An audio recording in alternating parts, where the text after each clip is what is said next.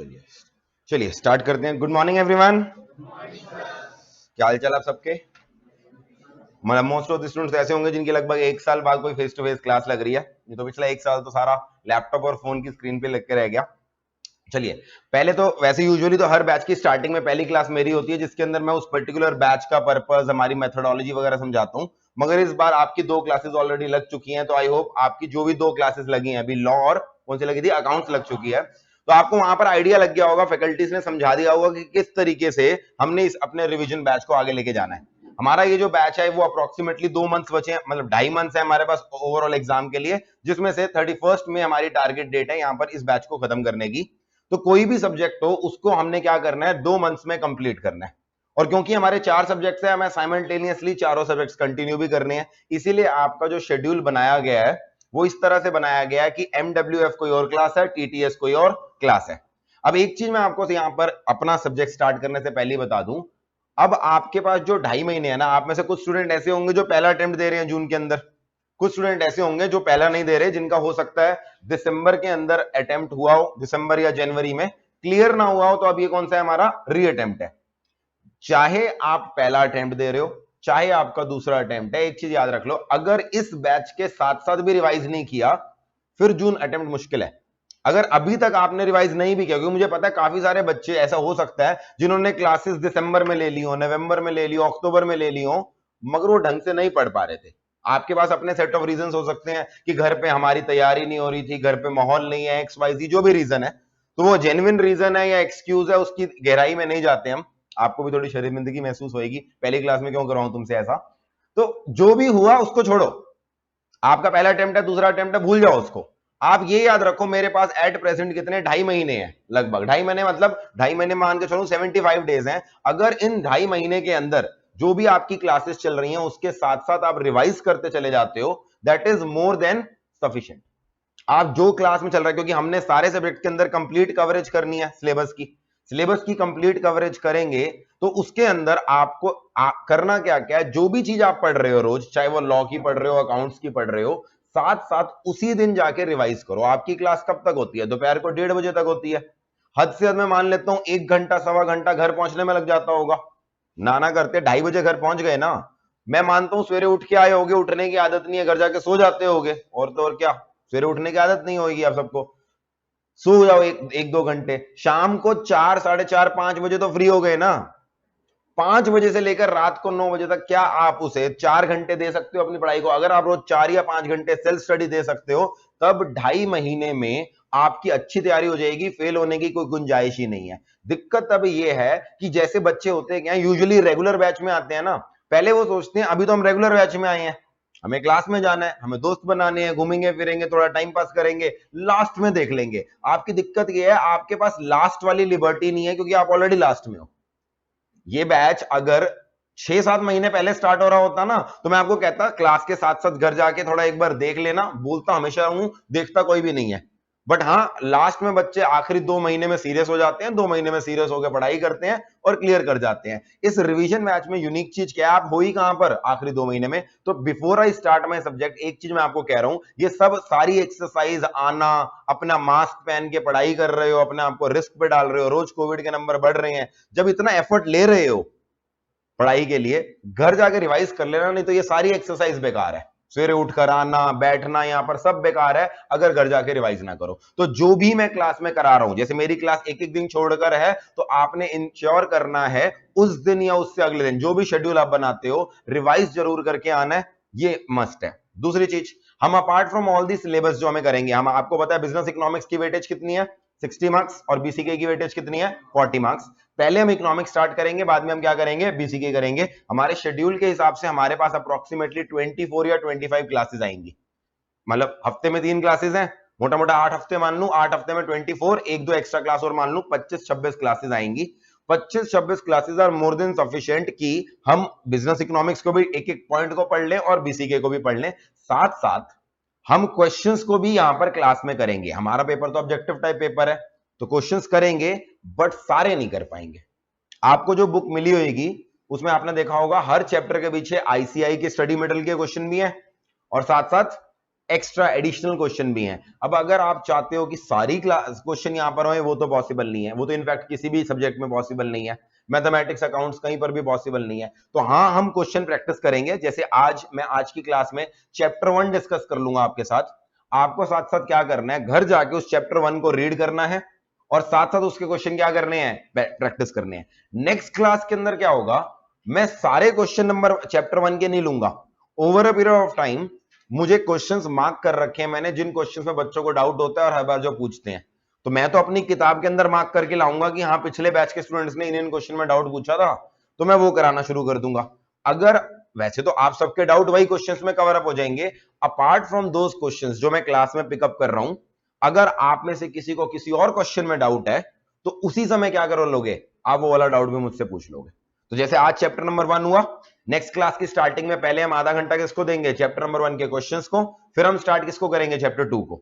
जब चैप्टर 2 हो जाएगा, अगेन चैप्टर नंबर 2 के मैं आपको क्वेश्चंस करने के लिए दूंगा, उसके बाद आप क्या करोगे, चैप्टर नंबर 2 के क्वेश्चन डिस्कस करेंगे। इस तरीके से हम आगे बढ़ते चलेंगे। हम अपनी क्लासेस का मेजर पोर्शन इकोनॉमिक्स को देंगे, कम पोर्शन बीसीके को देंगे, क्योंकि वेटेज के टर्म्स में भी इकोनॉमिक्स ज्यादा है, और वैसे आप सिलेबस के टर्म्स में देखो, अंडरस्टैंडिंग के पॉइंट ऑफ व्यू से देखो, तो भी बीसीके और इको में समझने वाली चीज कहां पर है, इकोनॉमिक्स के अंदर। तो इसलिए हमारी 25 क्लासेस अगर टोटल होनी है, उसके अंदर मेजर पोर्शन किसके पास जाएगा, इको के पास जाएगा, कम पोर्शन किसके पास जाएगा, बीसीके के पास जाएगा।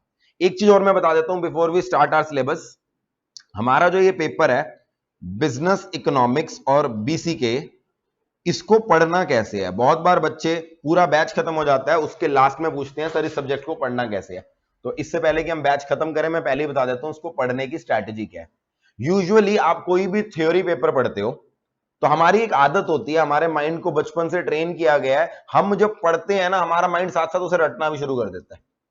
आपको लग रहा होता है आप पढ़ रहे हो, मगर असली में आपका माइंड क्या कर रहा होता है, आपका माइंड कहता है यही लाइंस याद करते जाओ। क्यों, हमारे बचपन से लेकर फर्स्ट क्लास से लेकर 12th क्लास तक जो भी पेपर हुआ है थ्योरी बेस्ड, वो क्या होता है, डिस्क्रिप्टिव पेपर हुआ है। डिस्क्रिप्टिव पेपर में क्या है, यही इको का पेपर आप 11th या 12th क्लास में देके आए होंगे, तो जो कॉन्सेप्ट हम यहां पर पढ़ रहे हैं वो वहां पर भी हो सकता है शायद पढ़े हो, एडवांस फॉर्म में ना पढ़े हो, थोड़े कम फॉर्म में पढ़े हो, बट वहां पर हमारा ऑब्जेक्टिव क्या होता था कि हम अपने पेपर में उसको हूबहू चेप के आते थे। टीचर बोल देता था बेटा इकोनॉमिक्स में अगर 95 मार्क्स लेने हैं, 95 या अबव मार्क्स लेने हैं, तो इस तरह से प्रेजेंटेशन करना, पहले डायग्राम बनाना, फिर उसकी एक्सप्लेनेशन देना, फिर कंक्लूजन देना। तो हमारा माइंड ना चाहते हुए भी ना ट्रेन हो जाता है कि जब भी कोई चीज पढ़ता है ना, वो उसे मेमोराइज करने लग जाता है, क्योंकि हमारे माइंड को पता होता है इसे पेपर में क्या करना है, इसे रिप्रोड्यूस करना है, इसे पेपर में खुद लिखना है, क्योंकि हमारे पेपर फर्स्ट से लेकर 12th क्लास तक क्या है, डिस्क्रिप्टिव बेस्ड पेपर है। एक चीज याद रख लेना, हमारा जो पेपर अब है ये है प्योरली क्या, ऑब्जेक्टिव टाइप पेपर। इसके अंदर जो आपको बुक दे रखी है उसको आपको याद करने की जरूरत नहीं है। जैसे आज वाले चैप्टर को हम देखेंगे, लेट से आज वाले चैप्टर के अंदर एक टॉपिक आएगा capitalism versus socialism versus mixed economy. हर कैपिटलिज्म के अंदर भी आप देखोगे 10-12 एडवांटेजेस है, 10-12 डिसएडवांटेजेस है। सोशलिज्म में देखोगे 10-12 एडवांटेजेस हैं, 10-12 डिसएडवांटेजेस हैं। अगर ये हमारी 12th क्लास का पेपर होता ना, तो हमें क्या करना पड़ता, 12 एडवांटेजेस याद करने पड़ते। 12 नहीं तो टीचर कहता कम से कम 6-7 याद रखो, क्योंकि एग्जाम में आ जाता लिस्ट डाउन 10 एडवांटेजेस या 6 एडवांटेजेस ऑफ कैपिटलिज्म। ये प्रॉब्लम है, क्योंकि हम समझने की जगह क्या करने लग जाते हैं, रट्टा मारने लग जाते हैं। अब हमें क्या करना है, हमें 11 में से एक भी याद नहीं करना। मैं आपको ये पकड़ के नहीं कहूंगा हाँ भाई कैपिटलिज्म के एडवांटेजेस गिनवा, कोई नहीं पूछने वाला। हाँ, आपको ऑब्जेक्टिव टाइप में ऐसा क्वेश्चन आ सकता है, which of the following is not a advantage of capitalism, या which of the following is an advantage of capitalism. ऐसे क्वेश्चन को करने के लिए हमें एडवांटेजेस 11 रटे नहीं होने चाहिए, हमें समझने होने चाहिए कि ये एडवांटेज का मतलब क्या है, कैपिटलिज्म का मतलब क्या है, और ये एडवांटेज कैपिटलिज्म का कैसा है। अगर आप उसको समझ के रखोगे ना, आपको वो क्वेश्चन याद अटेम्प्ट करने के लिए रट्टा मारने की जरूरत नहीं है। तो हमने पढ़ना कैसे है, जब हम क्लास में भी डिस्कस करेंगे, हम एक एक पॉइंट को डिटेल में डिस्कस करेंगे, उसका लॉजिक उसकी विद एग्जांपल मैं समझाऊंगा। घर जाकर आपको सिर्फ बुक की रीडिंग करनी है, एक रीडिंग करनी है, 2 रीडिंग करनी है, उतनी बार रीडिंग करनी है कि आपको बुक में लिखी एक एक लाइन समझ में आ गई है। अगर आपको बुक में लिखी एक एक लाइन समझ में आ गई है, आपको याद करने की जरूरत नहीं है उसको, उसके बेसिस पे सारे ऑब्जेक्टिव क्वेश्चन हो जाएंगे। तो पढ़ने का तरीका क्या है, सिर्फ और सिर्फ एक ही तरीका है, रीड करना है। एक बार, दो बार, तीन बार, जितनी बार रीड करने से समझ में आता है उसको सिर्फ और सिर्फ रीड करते चलना है और यही करना है। फिर अगला सवाल आपका आएगा, सर हमने जो बुक दी है आपको एवीजे वाली, वो बुक आपको क्या कहते हैं पढ़नी है या आपको आईसीआई का स्टडी मटेरियल पढ़ना है? तो मैं आपको बता दूं, ये जो बुक हमने बनाई है, अगर आप बैठ के ढंग से कंपेयर भी करोगे, 95% ये बुक किस पे बेस्ड है? आईसीआई स्टडी मटेरियल पे ही है। तो अगर आप इस बुक को पढ़ लोगे, आईसीआई स्टडी मटेरियल ऑटोमेटिकली आपका रेड माना गया। 5% 10% मैंने चेंजेस क्या करे हैं, आईसीआई के स्टडी मटेरियल खोलोगे ना, वहां पर ना कोई टेबल बना रखी है, ना ही कोई फॉर्मेट दे रखा है, पॉइंट्स की हेडिंग नहीं दे रखी, बस लिख रखा है ग्रंथ की तरह, पढ़ते जाओ पढ़ते जाओ पढ़ते जाओ। अब हमारा माइंड ना वो कैप्चर नहीं कर पाता, तो वही आईसीआई स्टडी मटेरियल का कंटेंट टेबुलर फॉर्म में विद पॉइंट्स, हेडिंग्स, जो इररिलेवेंट है हटा दिया, उसको कर करा के ये बुक बनाई गई है। क्यों बनाई गई है? क्योंकि आईसीआई अपने क्वेश्चंस सिर्फ उसी के बेसिस पे पूछता है, अपने आईसीआई स्टडी मटेरियल के बेसिस पे। कोई कॉन्सेप्ट इकोनॉमिक्स का जो आईसीआई के स्टडी मटेरियल में नहीं दे रखा, वो हमारे एग्जाम में हमसे नहीं पूछा जा सकता। ये फंडामेंटल प्रिंसिपल है आईसीआई का। इकोनॉमिक्स बहुत बड़ी है, इकोनॉमिक्स बीकॉम में भी आती है, बीकॉम ऑनर्स में भी आती है, इकोनॉमिक ऑनर्स में भी आती है, इकोनॉमिक्स की पीएचडी भी करते हैं लोग। तो इकोनॉमिक्स तो बहुत बड़ी है। अब हर टॉपिक के अंदर गहराई में भी डूब सकते हैं और ऊपर ऊपर से भी पढ़ सकते हैं। हमने कौन से पॉइंट में गहराई में डूबना है, कौन से ऊपर में पढ़ना है, उसके लिए हमारा बेस क्या है? आईसीआई का study material. That is why it is always my suggestion that हमें एग्जाम में रीडिंग किसकी करके जानी है? आईसीआई स्टडी मटेरियल की। और ये बुक आईसीआई स्टडी मटेरियल के हिसाब से बनाई गई है। तो वो जो डाउट है कि सर हम कहां से पढ़े, इस बुक से पढ़ लो, मोर देन सफिशिएंट है, कोई दिक्कत नहीं है। सर हमें क्वेश्चन प्रैक्टिस कहां से करनी है? पहले तो इस किताब के क्वेश्चन प्रैक्टिस कर लो, वो बहुत बड़ी बात है, क्योंकि हर चैप्टर के अंदर काफी सारे क्वेश्चन है। और इसको करने के बाद भी तसल्ली नहीं होती तो डोंट वरी, आगे जाने वाले दिनों में हम आपके टेस्ट लेंगे, चैप्टर वाइज टेस्ट लेंगे, तो उसमें भी एक्स्ट्रा क्वेश्चंस क्या हो जाएंगे? कवर अप हो जाएंगे। तो हमारी बुक के अंदर क्वेश्चंस और जो टेस्ट में क्वेश्चंस हुए हैं, अगर आप उतना कर लेते हो, that is more than sufficient for exam. उसके बेसिस पर आप आसानी से 80 अबव स्कोर कर सकते हो इकोनॉमिक्स में। और इकोनॉमिक्स में आपको पहले बता दूं, अगर कोई बच्चा इकोनॉमिक्स में 50s में 60s में मार्क्स ले रहा है, तो ये कोई अचीवमेंट नहीं है। इकोनॉमिक्स जो सब्जेक्ट है ना, द काइंड ऑफ सब्जेक्ट है, अगर इसको आप उतनी टाइम दो ना जितना ये टाइम डिजर्व करता है, मतलब आप क्लास में सुनो और साथ में रीडिंग कर लो, this is the kind of subject जो आसानी से 80 अबव स्कोर कर सकते हो जिसमें। और अगर आप पेन लेकर यहाँ आए हो, रिवीजन बैच अटेंड कर रहे हो, रोज 2 घंटा मुझे सुनोगे, क्वेश्चंस करोगे, तो आसानी से हमारे क्या 80 अबव आएंगे। तो अपने दिमाग में आज से सेट कर लो। बाकी पेपर मुझे नहीं पता तुमने लाइफ में क्या टारगेट सेट कर रखे हैं, 40 कर रखा है, 50 कर रखा है। मैथमेटिक्स और लॉ से तो वैसे लोगों को डर लगता है, वो तो भगवान को प्रसाद चढ़ाते हैं, रोज की 40 बनवा दिया भगवान। मुझे नहीं पता बाकी सब्जेक्ट में क्या किया तुमने। इकोनॉमिक्स में अगर प्रसाद चढ़ाना है भगवान को, तो 80 का चढ़ाना, 40 का चढ़ाने का कोई फायदा नहीं। 80 अबव हम सारे यहाँ जो क्लास में बैठे हैं टारगेट करेंगे। अगर टारगेट मिस भी हो गया तो 70s में आ जाएंगे, मगर उससे नीचे नहीं करना। इसका फायदा पता क्या है? जो बच्चा बाय चांस लॉ में या मैथमेटिक्स में वीक है, 2 सब्जेक्ट यही होते हैं जहां पर बच्चा वीक होता है। साइंस बैकग्राउंड का बच्चा थोड़ा अकाउंट्स में प्रॉब्लम आती है उसे, और जो कॉमर्स बैकग्राउंड विदाउट मैथ्स वाला बच्चा होता है उसे मैथ्स में दिक्कत आती है। लॉ में तो चलो सबको दिक्कत आती है, उसमें कोई बड़ी बात नहीं है, वो नया सब्जेक्ट है ना, इसलिए लॉ में हर किसी को थोड़ी बहुत प्रॉब्लम आ रही होती है। ये 3 सब्जेक्ट में से बाय चांस अगर आपका कोई पेपर अच्छा ना हुआ, क्योंकि हो सकता है मैथमेटिक्स का पेपर इजी आ जाए, हो सकता है मैथमेटिक्स का पेपर बहुत मुश्किल आ जाए। 2 घंटे में 100 क्वेश्चन करने हैं। अब आप अपने आप की तैयारी अच्छे से करते हो कि भाई मेरे को अच्छे से तैयारी करके जानी है, 2 घंटे में मैक्सिमम क्वेश्चन करके आऊंगा, बट बाय चांस किसी अटेम्प्ट में मुश्किल पेपर आ गया तो मैथमेटिक्स की कोई लिमिट थोड़ा है। मैथमेटिक्स का पेपर इजी भी बनाया जा सकता है, मुश्किल बनाया जा सकता है। किसी अटेम्प्ट में हर 2-3 अटेम्प्ट बाद ना कई बार पेपर मुश्किल आ जाता है। सिमिलरली लॉ का पेपर उन्होंने लेंथ ही बना दिया, तो केस स्टडी ऐसी पूछ ली जो पास्ट ईयर में नहीं आई थी, तो क्या होगा? कर सकते हैं हर 3-4 अटेम्प्ट बाद। तो ये एक मार्जिन ऑफ सेफ्टी लेके जाना पड़ता है कि अगर मेरा लॉ का पेपर और मैथमेटिक्स का पेपर अच्छा नहीं आया हुआ, जिसकी वजह से इन 2 पेपर में मेरे 40s में मार्क्स रह गए, डिस्पाइट बेस्ट ऑफ तैयारी कई बार पेपर टफ आ जाता है, ऐसा हो जाता है, तो आपके पास इतना बफर होना चाहिए इकोनॉमिक्स और इको में, इको और बीसीके में, कि अगर बाकी सब्जेक्ट्स में 42, 41, 43 रह भी गए, तो भी ओवरऑल 50 बनाने के लिए इकलौता सब्जेक्ट ही आपको खींच के ओवरऑल 50 ले जाए। अगर इकोनॉमिक्स में आपके 70-80 नंबर आ गए हैं और उधर से बाकी तीनों सब्जेक्ट में अगर आप ध्यान से देखो 40s में भी आ गए हैं, तो भी हाई चांसेस है आपका ओवरऑल क्या बन जाएगा? 50। तो इसको बफर लेके चलो, क्योंकि कोई भी अटेम्प्ट हो, अकाउंट्स का पेपर मुश्किल आ सकता है, मैथ्स का पेपर मुश्किल आ सकता है, लॉ का पेपर भी मुश्किल बन सकता है, इको का पेपर मुश्किल ही नहीं बन सकता। एग्जामिनर क्या कर लेगा, सब्जेक्ट ही इजी है और ऑब्जेक्टिव टाइप है, तो एग्जामिनर को ये पेपर इजी ही बनाना पड़ता है। कोई भी अटेम्प्ट उठा के देख लो आप, जब से सीए फाउंडेशन आया है, हर अटेम्प्ट में आपको बच्चे मिलेंगे जो 80 अबव 90 अबव लेके आते हैं। क्यों? पेपर जितना मर्जी मुश्किल बना लो। मई 2000 शायद 19 का पेपर था या मई 2020 का पेपर था, बच्चों ने बोला था आज तक का सबसे मुश्किल पेपर है, उसमें भी बच्चों के 80s में मार्क्स आए हुए थे, क्योंकि एक हद से ज्यादा मुश्किल ये पेपर बन ही नहीं सकता। क्लियर है? चलो, बहुत ज्यादा ज्ञान दे दिया, अब सीधे स्टार्ट करते हैं। आज हम स्टार्ट करेंगे chapter number 1 of business eco. Live वाले एक बार बता दो ऑडियो वीडियो सही आ रही है ना, क्योंकि किसी ने कुछ मैसेज ही नहीं भेजा। एक बार कंफर्म कर दो सब ऑडियो वीडियो ओके है या नहीं। चलिए, हमारी सीक्वेंस क्या होगी बिजनेस इको के अंदर? हमारे कितने चैप्टर हैं टोटल? 5 चैप्टर हैं, और विद इन द चैप्टर्स भी क्या है हमारे? यूनिट्स हैं। जैसे चैप्टर नंबर 1 की बात करें, चैप्टर नंबर 1 एक है, मगर इसके अंदर यूनिट कितने हैं? 2 हैं। सिमिलरली चैप्टर 2 में जब जाओगे उसके अंदर 3 यूनिट है। चैप्टर नंबर 3 में जब जाओगे उसमें 2 यूनिट है। चैप्टर नंबर 4 के अंदर अगेन 3 यूनिट है, और चैप्टर नंबर 5 में कोई यूनिट नहीं है, वो इकलौता यूनिट ही है। क्लियर है जी? तो आज हम चैप्टर नंबर 1 से स्टार्ट करेंगे and we will go by sequence only. वैसे यूजुअली मैं चैप्टर 1 के बाद चैप्टर 5 कराता हूं, फिर चैप्टर 5 के बाद 2 3 4 कराता हूं, बट हम यहां पर विद द सीक्वेंस ही जाएंगे। आज हमारा टारगेट है, आज वाली क्लास के अंदर हमारे पास 1.5 घंटा है अप्रोक्सीमेटली, हम चैप्टर नंबर 1 को फिनिश करने की कोशिश करते हैं। चलिए स्टार्ट करते हैं चैप्टर नंबर 1।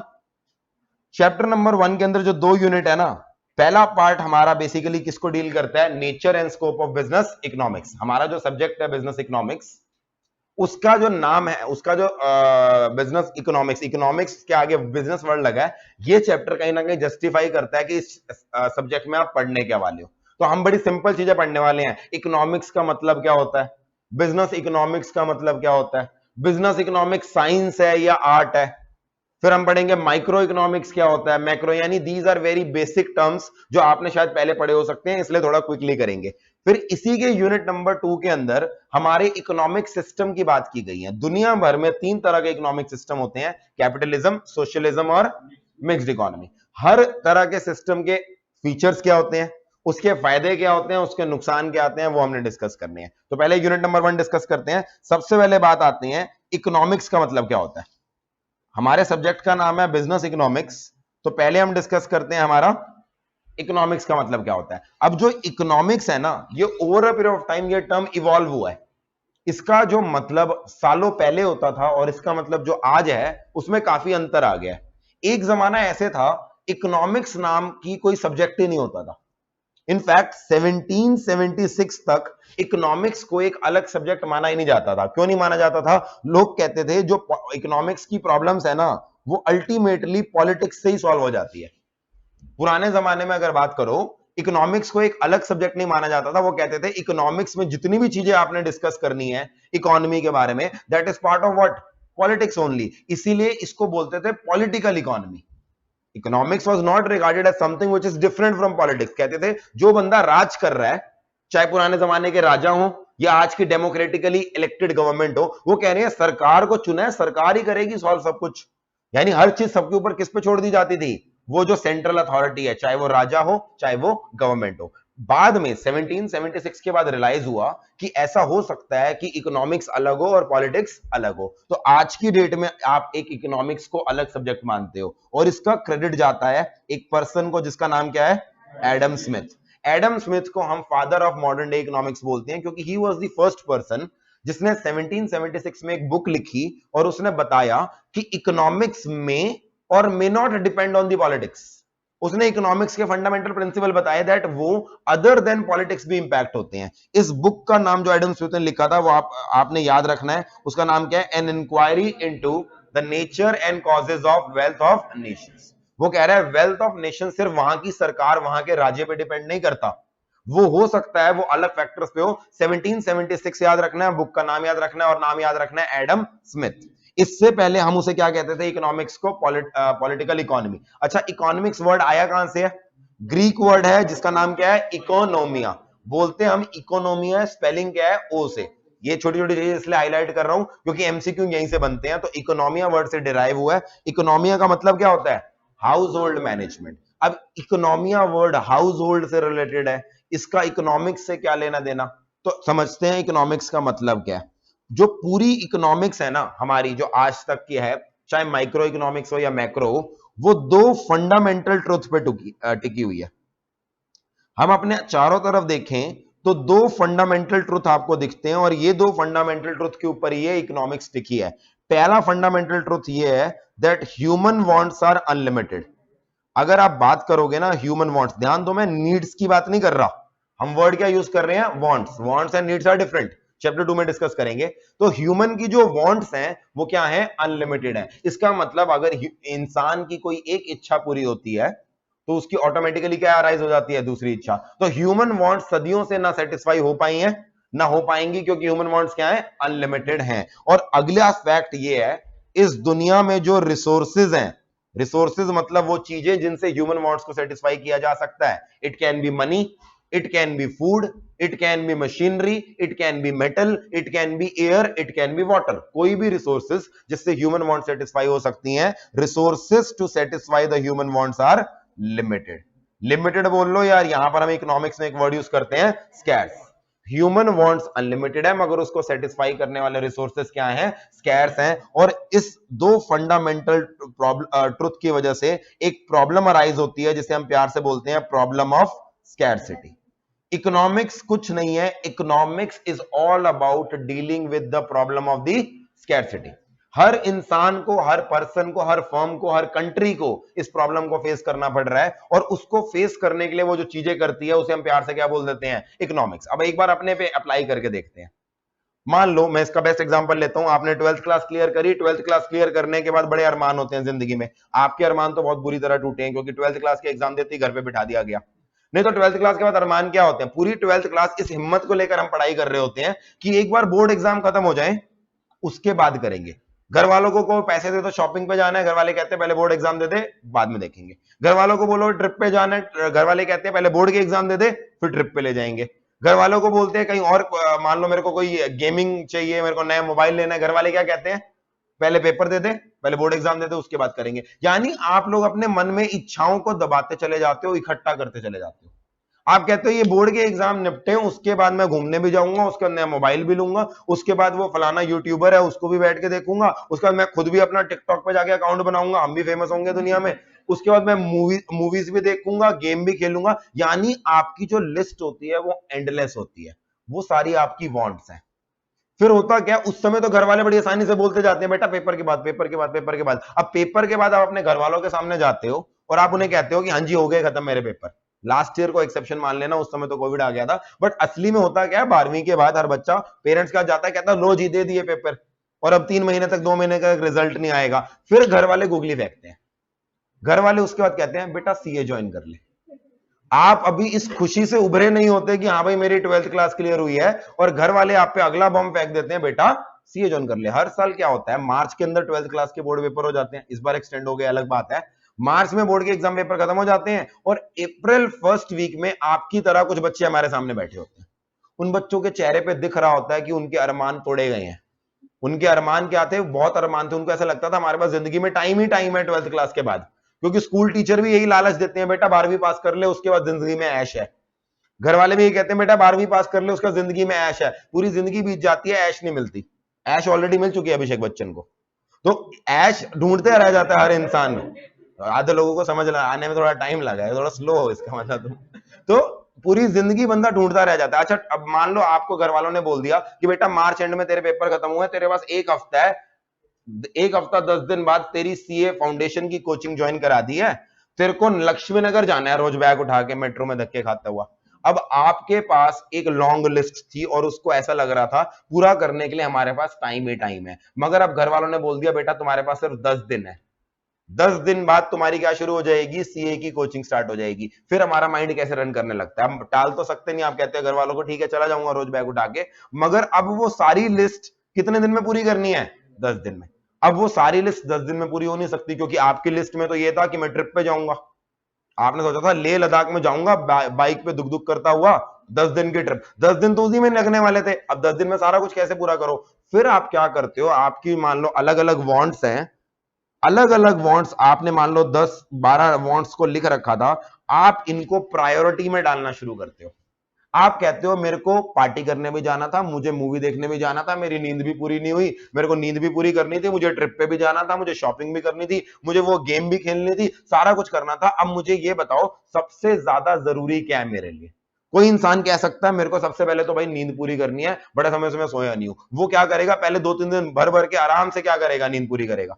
कोई इंसान कहेगा नींद छोड़ो, मुझे तो घूमने जाना है, मुझे पहाड़ों में ले जाओ, वो सीधा अगले दिन ही क्या करेगा, ट्रिप पे निकल जाएगा। कोई कहेगा हो सकता है मेरे को काफी समय से मैं अपने दोस्तों से नहीं मिला, मैं अपने सारे दोस्तों के साथ घूमने जाऊंगा। कोई हो सकता है रिलेशनशिप का मारा, वो कहेगा मेरे को अपने बॉयफ्रेंड या गर्लफ्रेंड के साथ घूमने जाना है, वो अगले दिन ही क्या करेगा, चलो जी घूमने निकलते हैं। यानी यहां पर जैसे ही आपकी रिसोर्सेस को लिमिटेड कर दिया गया, रिसोर्सेस को स्कैर्स कर दिया गया, आपके सामने स्कैर्सिटी की प्रॉब्लम ले आए, आप सबके रिएक्शन बदल गए।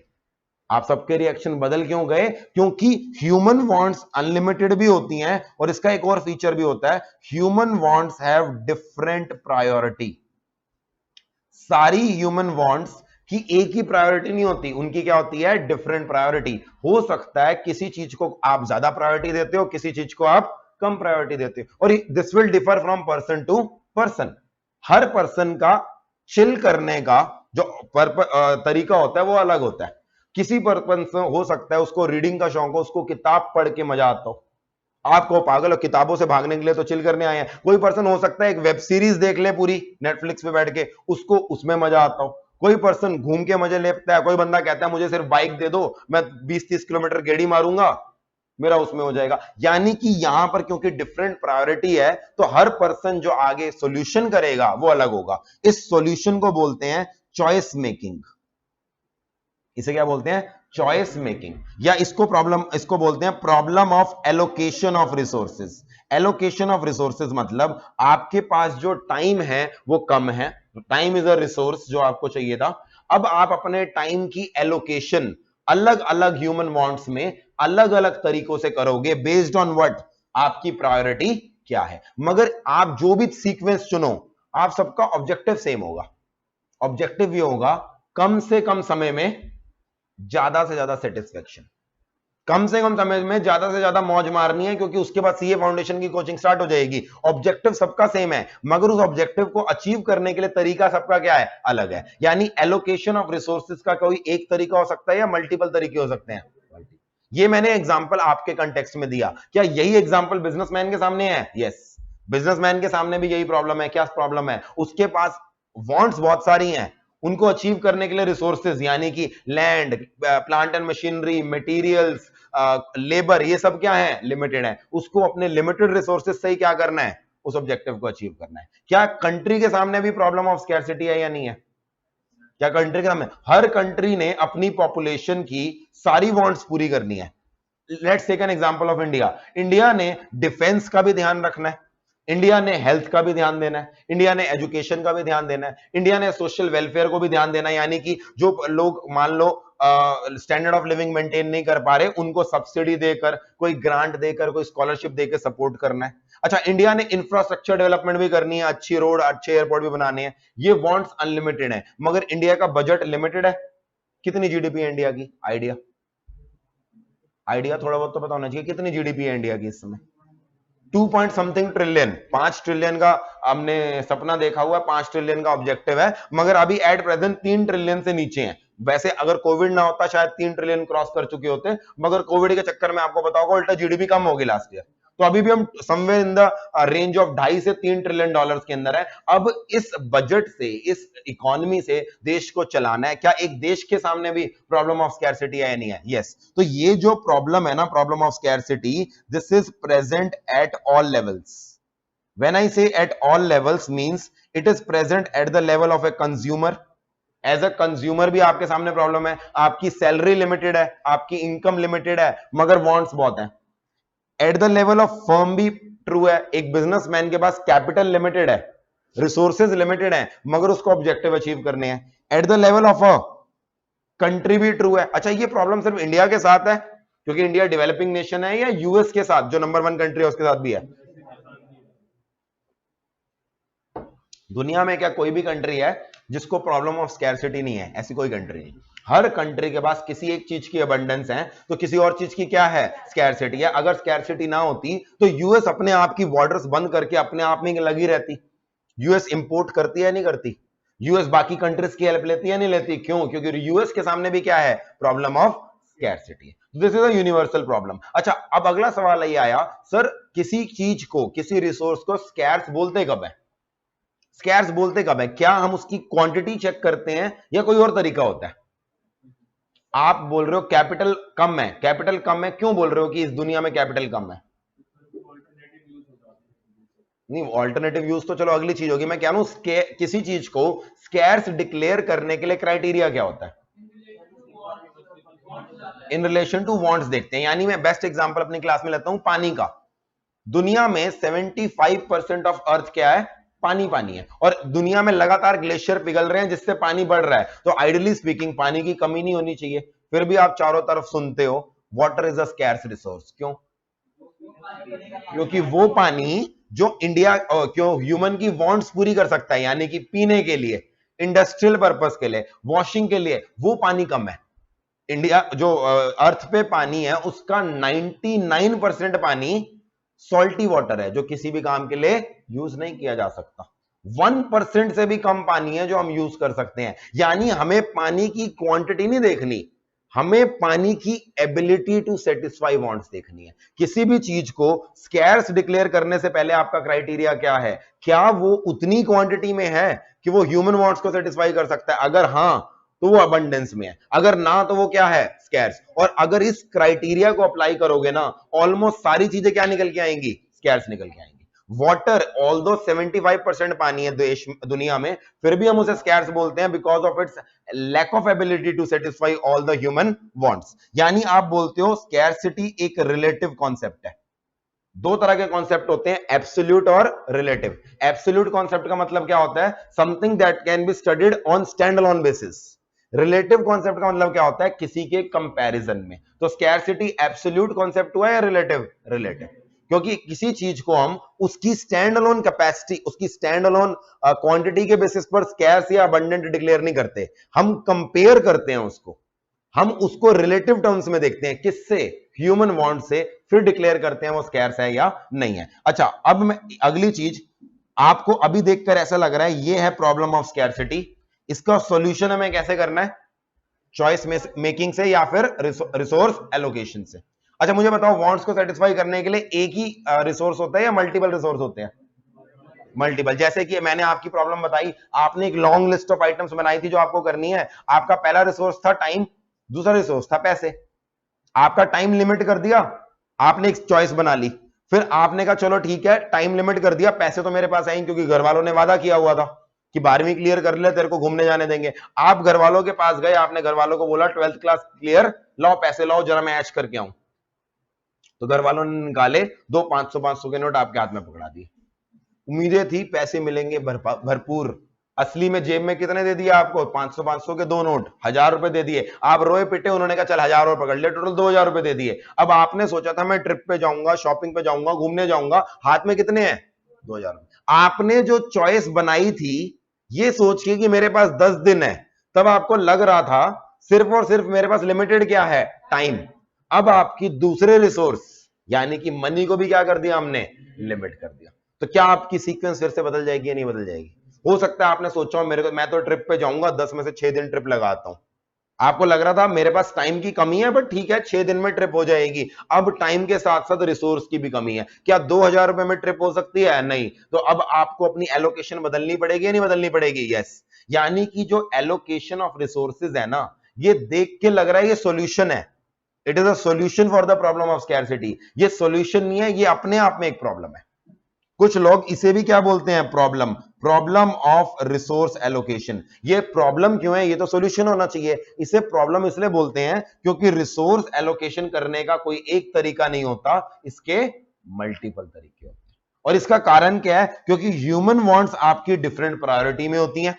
हर पर्सन को अपनी प्रायोरिटी सोचनी पड़ेगी। और दूसरी चीज, रिसोर्सेज ना सिर्फ लिमिटेड होते हैं, उनके डिफरेंट यूजेस भी होते हैं। हर रिसोर्स अलग अलग तरीके से यूज हो सकता है। तो आपकी जो मनी है वो मनी शॉपिंग भी करा सकती है, वो मनी घूमने के लिए भी यूज हो सकती है, उस मनी से आप कोई वीडियो गेम भी खरीद सकते हो, उस मनी से हो सकता है आप बुक्स भी खरीद सकते हो, क्योंकि वो मनी के ऑल्टरनेटिव यूजेस हैं। इसीलिए आपको समझ में नहीं आ रहा उस पैसे का मैं करूं क्या, आपको रिसोर्स एलोकेशन में दिक्कत आ रही है। क्लियर है? इकोनॉमिक्स की अगर मैं डेफिनेशन दूं, economics is how you use your limited resources to produce goods and services जो आपकी वांट्स को बेस्ट पॉसिबल मैनर में क्या कर दे, सेटिस्फाई कर दे। तो हम चले थे इकोनॉमिक्स को डिफाइन करने के लिए, हमने इकोनॉमिक्स की डेफिनेशन ले ली। Economics means it is the study of how you use your scarce resources to satisfy your wants in the best possible manner. Best possible manner का मतलब क्या हुआ, यानी ज्यादा से ज्यादा वांट सेटिस्फाई कर पाओ, उसे हम क्या बोलते हैं, बेस्ट पॉसिबल मैनर। एक बार बुक के अंदर आते हैं, बुक के अंदर फंडामेंटल इकोनॉमिक प्रॉब्लम सबसे पहले समझा रखा है। इकोनॉमिक्स की प्रॉब्लम होती क्या है, पहले यही दो चीजें लिखी हैं, फंडामेंटल ट्रुथ हमने, human wants are unlimited, resources to satisfy are limited, problem of scarcity है। आप डेफिनेशन देखो इकोनॉमिक्स की क्या दी है, economics is the study of how we work together to transform the scarce resources into those goods and services to satisfy the most pressing of our infinite wants। इसका मतलब क्या हुआ, most pressing of our infinite wants, most pressing मतलब जो priority में सबसे ऊपर है, आपके लिए जो वांट सबसे जरूरी है, हम सबसे पहले उनको सेटिस्फाई करेंगे। इसी को मैं क्या प्यार से बोल रहा था, बेस्ट पॉसिबल मैनर। ये हमारी इकोनॉमिक्स की डेफिनेशन है। वन लाइन में किसी को समझाओ, economics is nothing but it is the problem of allocation of resources. और एलोकेशन ऑफ रिसोर्सेज आप कर रहे हो ताकि आपकी वांट्स बेस्ट पॉसिबल वे में सेटिस्फाई हो जाए। अब ये जो इकोनॉमिक्स की डेफिनेशन है ना, बहुत समय तक दुनिया में यही डेफिनेशन चलती रही। हर इकोनॉमिस्ट ने अलग अलग तरह से इसी डेफिनेशन को रिपीट किया कि इकोनॉमिक्स का मतलब है अपने रिसोर्सेज को, स्कैर्स रिसोर्सेज को यूज करना। तभी आप देखोगे ना, इकोनोमिया का मतलब क्या है, जहां से वर्ड आया हाउस होल्ड मैनेजमेंट। आप समझ में आया हाउस होल्ड मैनेजमेंट का लॉजिक क्या है। हाउस होल्ड मैनेजमेंट, एक घर के अंदर कोई भी घर ले लो, चाहे अमीर से अमीर फैमिली देख लो या कोई not so good well of family भी देखो, क्या सबके घर में स्कैरसिटी की प्रॉब्लम है? यस। हम सबके घर में एक बजट होता है, उस बजट के अंदर घर का खाना पानी करना है, उसके अंदर क्या कहते हैं एजुकेशन के खर्चे भी निकालने हैं, उसके अंदर थोड़ा बहुत घूमने फिरने के लिए भी निकालने हैं, इलेक्ट्रिसिटी भी निकालना है, हाउस का रेंट या इंस्टॉलमेंट अगर जाती है वो भी निकालनी है, गाड़ी का खर्चा भी निकालना है। तो क्या एक हाउस होल्ड को मैनेज करने के लिए जो कॉन्सेप्ट लगता है, क्या वही इकोनॉमिक्स है? यस। बिजनेसमैन भी वही करता है, एक कंट्री का फाइनेंस मिनिस्टर भी यही करता है, और ग्लोबल लेवल पे भी यही होता है। इसीलिए इकोनॉमिक्स का मतलब क्या कर लिया हमने, हाउस होल्ड मैनेजमेंट। अच्छा, ये जो डेफिनेशन थी ना, over a period of time लोगों ने रियलाइज किया ये डेफिनेशन इनकम्प्लीट है। मैं ये नहीं कह रहा गलत है, सही है डेफिनेशन, मगर कंप्लीट नहीं है, अधूरी है डेफिनेशन। कुछ लोगों ने रियलाइज किया इसमें दो कमियां हैं। ये जो डेफिनेशन हमने पढ़ी एलोकेशन ऑफ रिसोर्सेज, इसमें दो कमियां हैं। क्या कमी है? इस डेफिनेशन को पढ़ के ऐसा लगता है इकोनॉमिस्ट का काम क्या है, जो अवेलेबल रिसोर्सेज हैं उनको ढंग से यूज करना ताकि बेस्ट पॉसिबल वे में क्या सेटिस्फाई हो जाए, ह्यूमन वांट्स। मगर मुझे बताओ, क्या over a period of time resources को बढ़ाना भी एक ऑब्जेक्टिव होता है या नहीं? आज की डेट में सोच के देखो, इंडिया की फाइनेंस मिनिस्टर की प्रॉब्लम, ज्यादा बड़ी प्रॉब्लम क्या है, जो हमारी 2 पॉइंट समथिंग ट्रिलियन डॉलर के रिसोर्सेज हैं उनको कैसे बांटना है वो बड़ी प्रॉब्लम है, या इसको बढ़ाना कैसे है ये ज्यादा बड़ी प्रॉब्लम है? इसे बोलते हैं इकोनॉमिक ग्रोथ। आप मुझे बताओ, आप लाख रुपए महीना कमाते हो, आपके लिए क्या बड़ी प्रॉब्लम है, लाख रुपए का क्या करो ये ज्यादा बड़ी समस्या है, या लाख को 2 लाख कैसे बनाओ ये ज्यादा बड़ी समस्या है? तो लोगों ने रियलाइज किया, ठीक है भाई, अपने एग्जिस्टिंग रिसोर्सेज को मैनेज करना होता है, बट उससे भी बड़ी प्रॉब्लम क्या होती है, अपने रिसोर्सेज को over a period of time बढ़ाना होता है। इसे हम प्यार से क्या बोलते हैं, इकोनॉमिक ग्रोथ। तो डेफिनेशन के अंदर पहली कमी क्या है, this definition does not talk about economic growth. अच्छा, इकोनॉमिक ग्रोथ का मतलब क्या होता है? इकोनॉमिक ग्रोथ मतलब gradual increase in the resources that are available with us. एक फर्म के लिए ग्रोथ हो गया उसकी कैपिटल, एक कंट्री के लिए ग्रोथ होगी उसकी जीडीपी, यानी sum total of all the goods and services जो उसके पास है। अच्छा, ग्रोथ क्वांटिटेटिव होती है या क्वालिटेटिव भी हो सकती है? दोनों हो सकती है। क्वांटिटेटिव ग्रोथ का मतलब क्या हुआ, over a period of time आपकी ह्यूमन रिसोर्सेज हैं, पॉपुलेशन बढ़ी तो क्या हो गया, ह्यूमन रिसोर्सेज बढ़ गए। प्लांट एंड मशीनरी हमारे पास है, over a period of time production बढ़ाई तो वो भी क्या हो गई, बढ़ गई। This is quantitative growth. GDP क्या कैलकुलेट करती है, क्वांटिटेटिव ग्रोथ या क्वालिटेटिव? क्वांटिटेटिव। जब जब रिसोर्सेज बढ़ते हैं जीडीपी क्या हो जाती है, बढ़ जाती है। दूसरी तरह की ग्रोथ होती है क्वालिटेटिव ग्रोथ। क्वालिटेटिव ग्रोथ मतलब हमारे देश की जनसंख्या तो बढ़ रही है, मगर मान लो वो जनसंख्या के पास स्किल ही नहीं है, वो पढ़ी लिखी नहीं है, तो क्या वो एसेट होगी या लायबिलिटी होगी हमारे? लायबिलिटी। रिसोर्स वो होता है जो कुछ ऐड करे, अगर वो क्वांटिटी में बढ़ रहा है, क्वालिटी में नहीं बढ़ रहा, तो कोई फायदा नहीं है। तो एक तरफ जनसंख्या बढ़ रही है, which is a good thing. There are countries of the world जिनके पास काम करने के लिए, अपनी जीडीपी के लिए जनसंख्या ही नहीं है। न्यूजीलैंड का एग्जांपल ले लो, कनाडा का एग्जांपल ले लो। दीज आर दोज कंट्रीज जिनके पास नेचुरल रिसोर्सेज हैं, जिनके पास ह्यूमन रिसोर्सेज नहीं है। तो इंडिया ने कहा कोई दिक्कत नहीं, अपने बंदे भेज रहे हैं हम, इसलिए हमारे यहां से लोग भर भर के कनाडा जाते हैं, न्यूजीलैंड जाते हैं, क्योंकि उन कंट्रीज के पास क्या है, ह्यूमन रिसोर्सेज की कमी है। हमारे पास ह्यूमन रिसोर्सेज का अबंडेंस है, मगर साथ साथ हमें दूसरी चीज क्या है, इंश्योर करनी है, ये जो ह्यूमन रिसोर्सेज है ये क्वालिटेटिवली, मतलब in terms of health, in terms of skills, in terms of education क्या है, ये भी इंप्रूव कर रहे हैं। अच्छा, प्लांट एंड मशीनरी की बात करूं, प्लांट एंड मशीनरी नंबर में बढ़ रही है, ये क्या बन गई, क्वांटिटेटिव ग्रोथ। क्वालिटेटिव ग्रोथ कैसे होगी उसकी, क्वालिटेटिव ग्रोथ कैसे होगी? प्लांट एंड मशीनरी की over a period of time हम क्या करेंगे, टेक्नोलॉजिकल एडवांसमेंट करेंगे। हम इस तरह के इक्विपमेंट लाएंगे जिससे ज्यादा से ज्यादा लोगों का क्या हो, टाइम सेव हो, टाइम सेविंग इक्विपमेंट्स लाएंगे, इसे हम बोलते हैं क्वालिटेटिव ग्रोथ। ध्यान देना, जीडीपी के नंबर में क्वांटिटेटिव ग्रोथ तो आती है, क्वालिटेटिव ग्रोथ नहीं आती। इसलिए कुछ लोग इकोनॉमिक डेवलपमेंट को अलग वर्ड बोलते हैं, इकोनॉमिक ग्रोथ को अलग वर्ड बोलते हैं। क्लियर? अगली चीज, economic fluctuations. Over a period of time अगर देखा जाए, क्या हमारी इकोनॉमी, ये मैं अपनी जीडीपी ले लूं, तो क्या हमारी इकोनॉमी एकदम सपाट ऊपर जाती है या ऊपर नीचे होते हुए जाती है? जैसे बेस्ट एग्जांपल हमारा ये है, हम इकोनॉमिक ग्रोथ पे थे, अच्छा खासा ग्रो कर रहे थे, फिर स्लो डाउन आया हमारा। स्लो डाउन मतलब कोविड से पहले भी ना हमारी इकोनॉमी में ग्रोथ रेट कम हो गया था, 4%, 5% आती थी। उसके बाद क्या हुआ, कोविड ने तो एकदम क्या कर दिया, हमारी ग्रोथ को नेगेटिव में पहुंचा दिया। आपको पता होगा जिस क्वार्टर के अंदर लॉकडाउन लगा था, वहां पे ग्रोथ रेट कितनी आई थी, -23%। कहां हम 5% प्लस में ग्रो कर रहे थे, और कहां हम नेगेटिव में कहां पहुंच गए, -23। उसके बाद से लेकर अब तक पॉजिटिव ग्रोथ नहीं आई अभी तक, क्योंकि लॉकडाउन का इंपैक्ट अभी तक चले जा रहा है। अगर आगे लॉकडाउन नहीं लगता तो जाकर उम्मीद है शायद अगले क्वार्टर के अंदर हम पॉजिटिव ग्रोथ दिखा दें। तो इसका मतलब इकोनॉमी कभी भी ऐसे नहीं चलती, वो ऊपर नीचे चलती है। इसे हम बोलते हैं इकोनॉमिक फ्लक्चुएशंस, और इसी का टेक्निकल नाम होता है business cycle. Business cycle inevitable है, इनएविटेबल का मतलब अनअवॉइडेबल है। आप जितनी मर्जी कोशिश कर लो, इकोनॉमी, अभी हम समझेंगे कैपिटलिस्ट इकोनॉमी के अंदर, क्योंकि आप सब कुछ market forces of demand and supply पे छोड़ देते हो कैपिटलिज्म में, इसलिए बिजनेस साइकिल होना इनएविटेबल है, होंगे ही होंगे। देयर विल बी पीरियड्स जब इकोनॉमिक एक्टिविटी बढ़ रही है, देयर विल बी पीरियड्स जब इकोनॉमिक एक्टिविटी गिर रही है। इसके ऊपर हमारा पूरा चैप्टर है, चैप्टर नंबर 5, जहां पर हम समझेंगे इकोनॉमिक एक्टिविटी बढ़ती क्यों है, और इकोनॉमिक एक्टिविटी बढ़ती बढ़ती फिर एकदम नीचे आने क्यों लग जाती है। इन्हें बोलते हैं इकोनॉमिक फ्लक्चुएशन। बढ़ने वाले पीरियड को हम प्यार से यूजुअली बोलते हैं बूम, और गिरने वाले पीरियड को हम प्यार से यूजुअली क्या बोलते हैं, रिसेशन। और जब ये सीवियर फॉर्म का हो जाता है, इसे हम क्या बोलते हैं, डिप्रेशन। तो हम चैप्टर नंबर 5 में पढ़ेंगे कि बूम का रीजन क्या होता है, डिप्रेशन का क्या होता है, रिसेशन का। मगर अभी एक चीज हमने डिस्कस करनी है, क्या इकोनॉमिक्स में बिजनेस साइकिल को डील कैसे करना है, ये भी कवर होता है या नहीं होता? यस।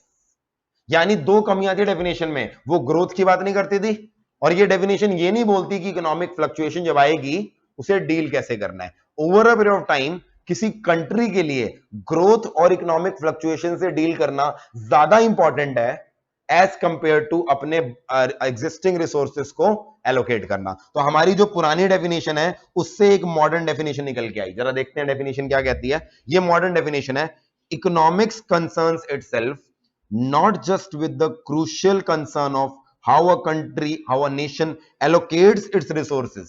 क्या बोल रही है लाइन, वो कह रही है इकोनॉमिक्स में नॉट ओनली मतलब सिर्फ एलोकेशन नहीं है, एलोकेशन तो है ही है, नॉट ओनली मतलब apart from allocation it also deals with the processes by which the production capacity of the resources is increased. Production capacity increase करने का मतलब क्या हो गया, हम किसकी बात कर रहे हैं, इकोनॉमिक ग्रोथ की बात कर रहे हैं। ठीक है जी, production capacity can be increase, मतलब वी आर टॉकिंग, हमें ना सिर्फ इसकी बात करनी है कि हम रिसोर्सेज को मैनेज कैसे करें, हमें इसकी भी बात करनी है that over period of time resources को कैसे बढ़ाएं। And also with the factors which in the past have led to sharp fluctuations in the rate of utilization of resources। यानी अगला इंपॉर्टेंट हमारा काम क्या है, हमें अपने बिजनेस साइकिल्स को भी क्या करना है, मैनेज करना है।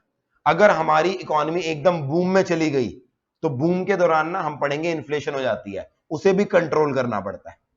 कहीं ये ना हो बूम के चक्कर में इतनी इन्फ्लेशन हो जाए कि प्रॉब्लम आ जाए। जब हमारी इकोनॉमी डिप्रेशन में जा रही होती है, जैसे इन दिनों में जा रही है, तो सरकार क्या करती है, स्टेप्स लेती है ताकि ये वापस क्या आ जाए, बूम वाली स्टेज में आ जाए। इसको भी हम किसका पार्ट मानते हैं, इकोनॉमिक्स का। तो this is modern day definition. तीन चीजें आ गई इसके अंदर। पहली चीज रिसोर्स एलोकेशन, दूसरी चीज इकोनॉमिक ग्रोथ, तीसरी चीज बिजनेस साइकिल्स को मैनेज करना। पॉइंट टू रिमेंबर में क्या लिखा है, यहां पर एक चीज लिखी है कि ऐसा नहीं है कि हर इकोनॉमिक प्रॉब्लम का सॉल्यूशन इकोनॉमिक्स से निकलेगा। हो सकता है उसका सॉल्यूशन पॉलिटिक्स से निकले, हो सकता है उसका सॉल्यूशन किसी और रीजन की वजह से हो। For example there are countries of the world जहां पर पॉलिटिकल शिफ्ट आया, पॉलिटिकल शिफ्ट मतलब आया, हो सकता है वो कंट्री डेमोक्रेसी थी, ऑल ऑफ ए सडन क्या बन गई, ऑटोक्रेसी बन गई। म्यांमार का बेस्ट एग्जांपल है। म्यांमार जो हमारे पड़ोस में है, वहां पर क्या चल रही थी, डेमोक्रेसी चल रही थी। All of a sudden military ने कूप किया, और मिलिट्री ने क्या किया, वहां की जो इलेक्टेड प्राइम मिनिस्टर थी उसको अरेस्ट कर लिया। और आज की डेट में म्यांमार में आपको पता है डिक्टेटरशिप आ गई है, लोग प्रोटेस्ट कर रहे हैं, वो पुलिस से लोगों को मरवा रहे हैं, सो ऑन। इस सब का म्यांमार की इकोनॉमी पे क्या इंपैक्ट पड़ रहा होगा, अच्छा खासा। अगर वो ग्रो कर भी रहे थे ना, ग्रो करते करते क्या हो गए होंगे, बिल्कुल बेकार हो गए। और एग्जांपल लेते हैं, बांग्लादेश का एग्जांपल लेते हैं। For a long long period of time, 1971 में जब बांग्लादेश बना है, तब से लेकर अगले 20-30 साल में बांग्लादेश में इंस्टेबिलिटी थी। कोई भी इलेक्टेड गवर्नमेंट ढंग से काम नहीं कर पा रही थी, काम करती थी प्रोटेस्ट हो जाते थे, फिर कोई प्रॉब्लम आ जाती थी। इसलिए इनिशियल ईयर्स में बांग्लादेश की इकोनॉमी बिल्कुल बेकार थी।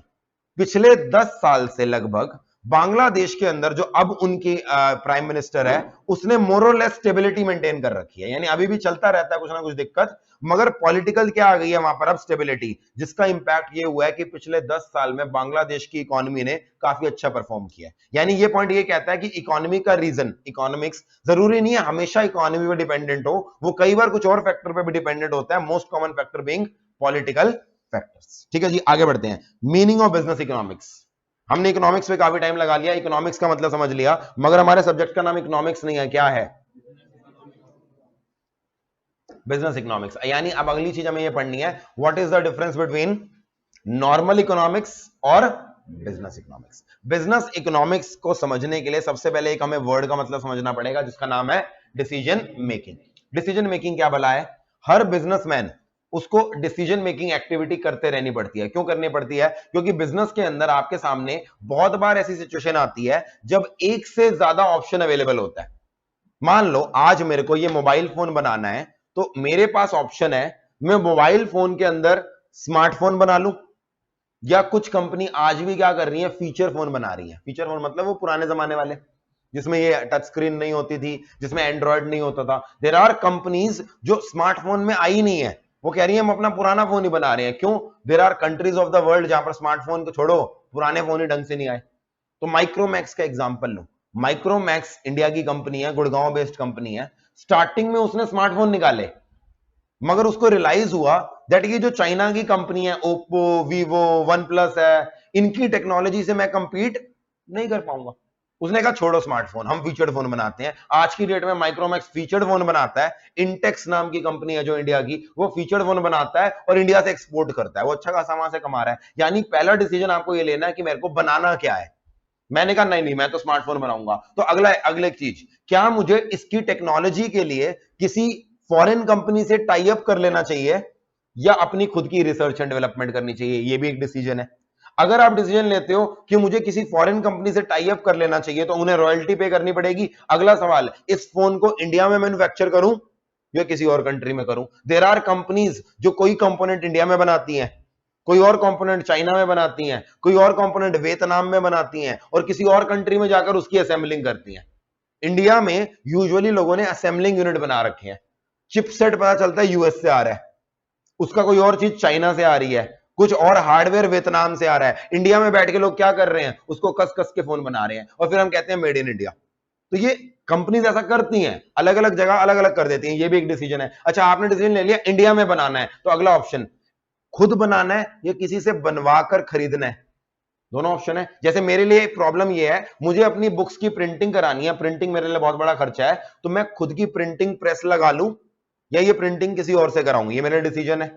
अच्छा, मैंने डिसीजन ले लिया, मैं फोन खुद बनाऊंगा, तो अगला डिसीजन, मुझे फैक्ट्री कहां लगानी है। मेरे पास 5 फैक्ट्री है देश के अंदर, मुझे ये फोन कौन सी फैक्ट्री में बनाना है। मुझे अपना क्या कहते हैं, नॉर्थ इंडिया में मेरी लेट से यूपी के अंदर फैक्ट्री है, नोएडा में, मुझे नोएडा वाली फैक्ट्री में बनाना है, या मेरी एक फैक्ट्री महाराष्ट्र के अंदर है, मुझे महाराष्ट्र वाली में बनाना है, या मेरी एक फैक्ट्री बंगाल में बनाना है, या मेरी एक तमिलनाडु में।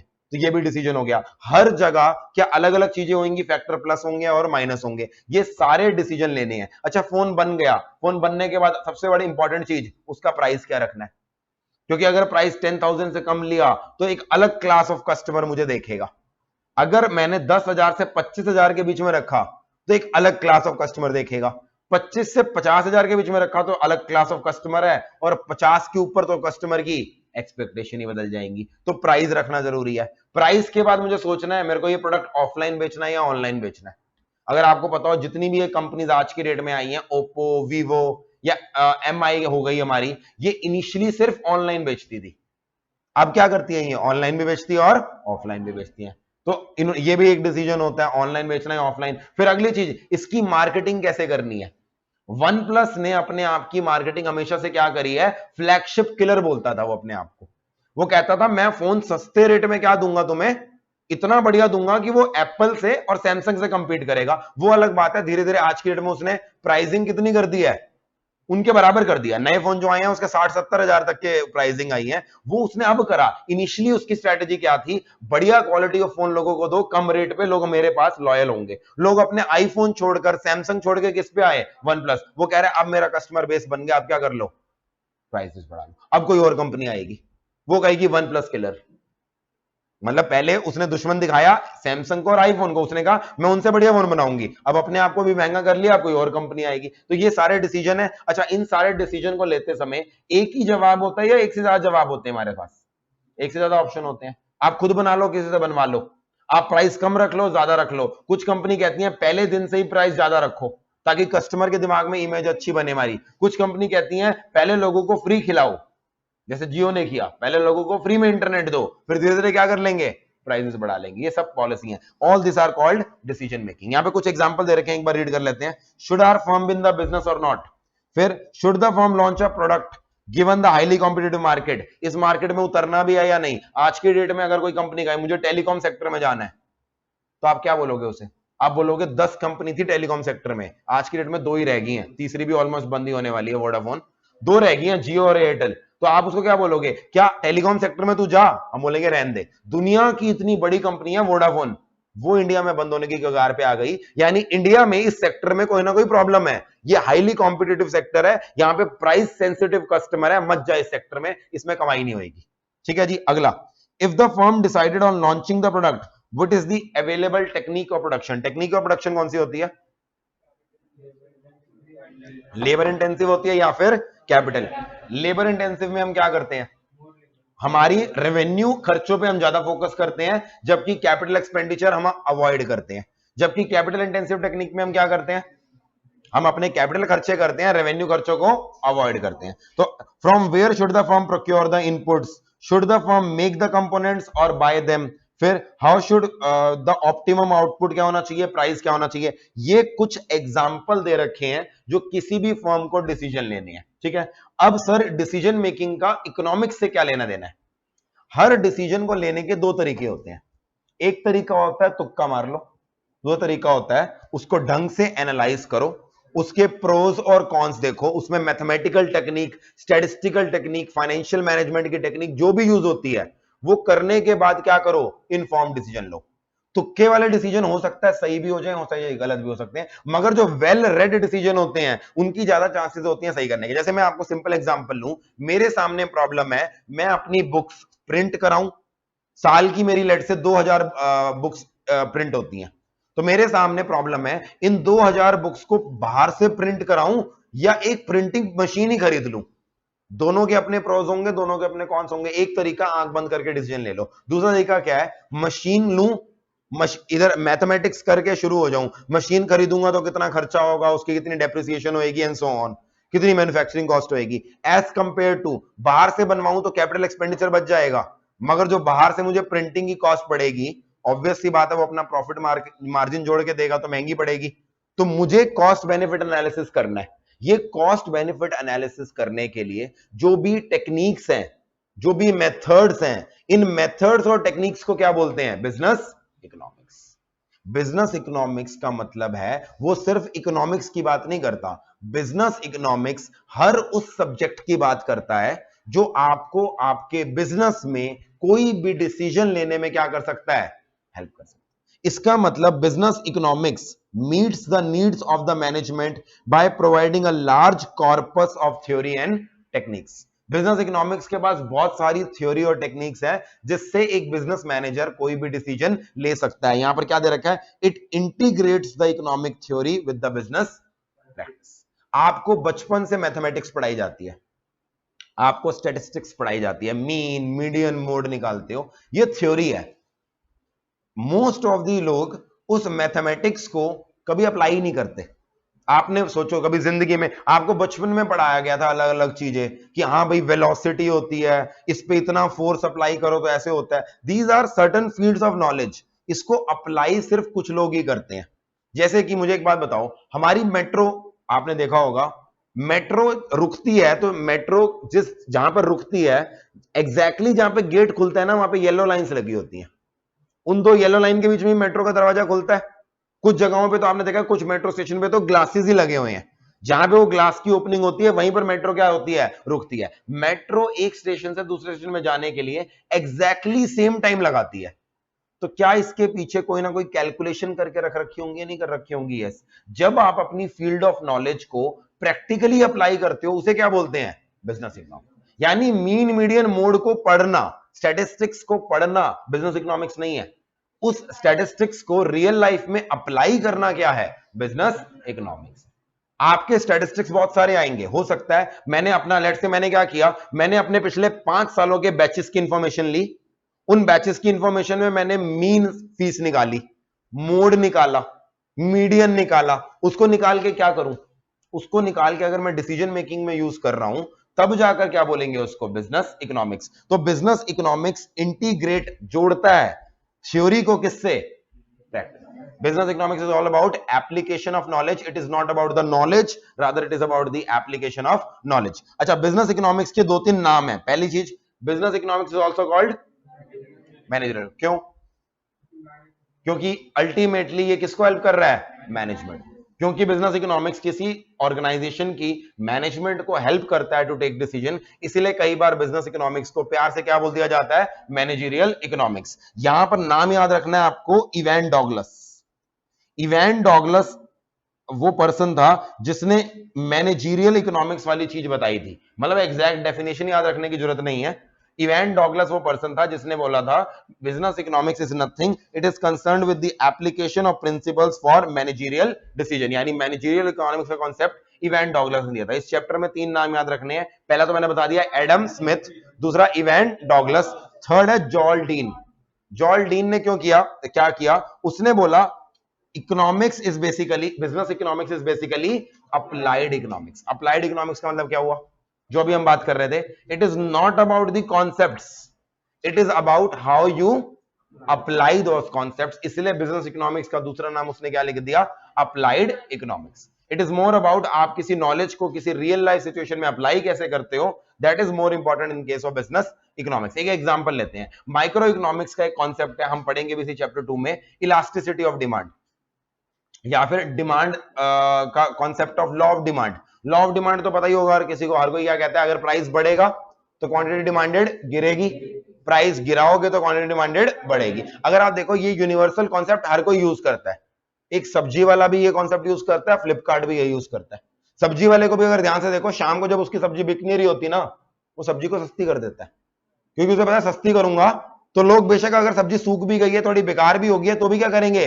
खरीद लेंगे। फ्लिपकार्ट भी यही करता है, बिग बिलियन डे सेल निकाल लेता है, प्राइसेस गिराता है। आपको कुछ चीजों की रिक्वायरमेंट नहीं भी होती, आपका फोन ठीक ठाक चल रहा है, मगर आप देखते हो अरे ये फोन तो सस्ता है, खरीद लेते हैं, तो उससे क्या हो जाती है? डिमांड बढ़ जाती है। बट ये पता करना कि प्राइस गिरने से डिमांड बढ़ती है, this is not business economics, ये तो प्योर थ्योरी है कि प्राइस गिराएंगे तो डिमांड बढ़ेगी। मेन चीज क्या है, बिग बिलियन डे में फ्लिपकार्ट को हर सेगमेंट पे कितना प्राइस गिराना चाहिए, ये इंपॉर्टेंट चीज है।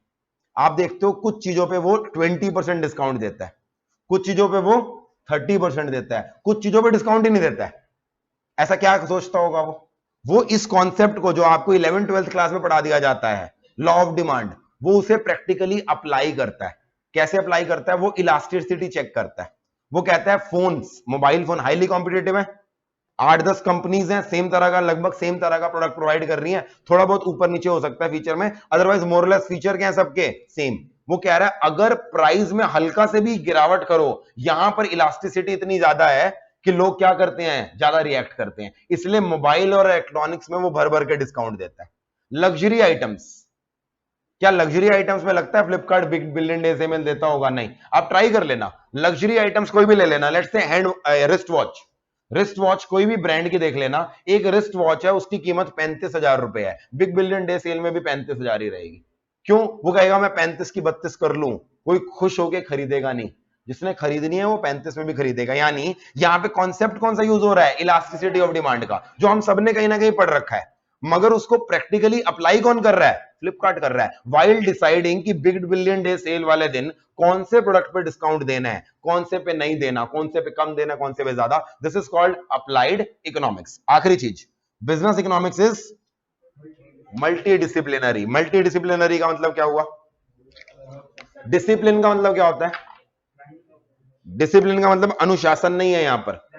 डिसिप्लिन का मतलब क्या है? कोई भी फील्ड ऑफ नॉलेज। मैथमेटिक्स अपने आप में क्या है? एक डिसिप्लिन है। इकोनॉमिक्स अपने आप में क्या है? एक डिसिप्लिन है। तो बिजनेस इकोनॉमिक्स को जब हम मल्टी डिसिप्लिनरी बोल रहे हैं, इसका मतलब यह है बिजनेस इकोनॉमिक्स किसी एक सब्जेक्ट पे डिपेंडेंट नहीं है, ये मोर देन वन सब्जेक्ट पे डिपेंडेंट है। इसका मतलब हो सकता है डिसीजन लेते समय आपको मैथमेटिक्स यूज करनी पड़े, आपको स्टैटिस्टिक्स यूज करनी पड़े, आपको माइक्रो इकोनॉमिक्स यूज करनी पड़े, हो सकता है फाइनेंशियल मैनेजमेंट, कॉस्ट अकाउंटिंग, यानी वो सब्जेक्ट्स जो आपने अभी पढ़ रहे हैं सीए इंटर पे।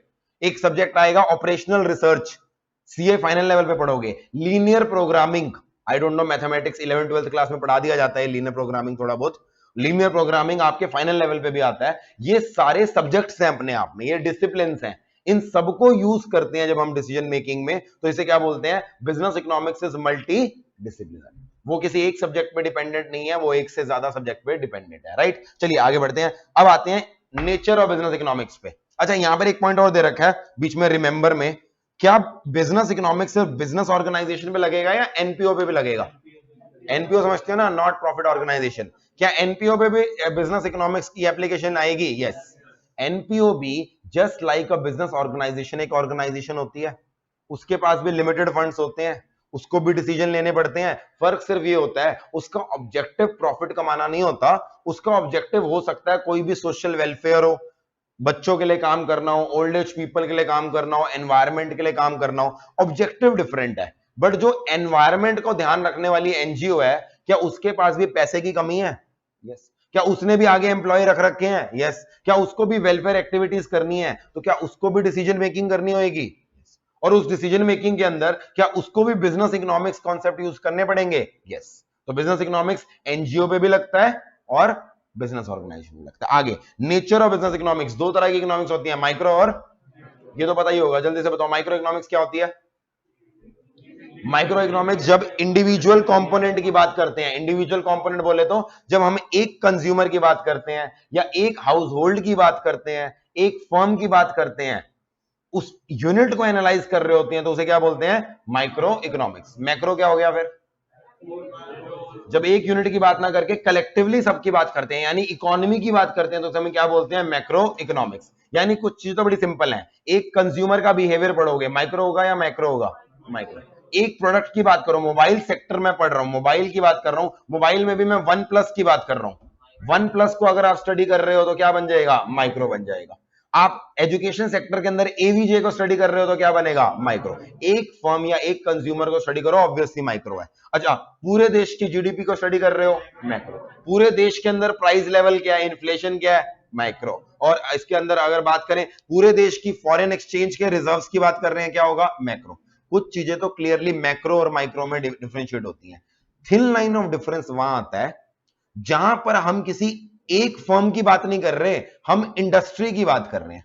What is the difference between firm and industry? Firm एक यूनिट हो गया, वन प्लस क्या है? फर्म। एवीजे क्या है? फर्म। इंडस्ट्री का मतलब क्या हुआ?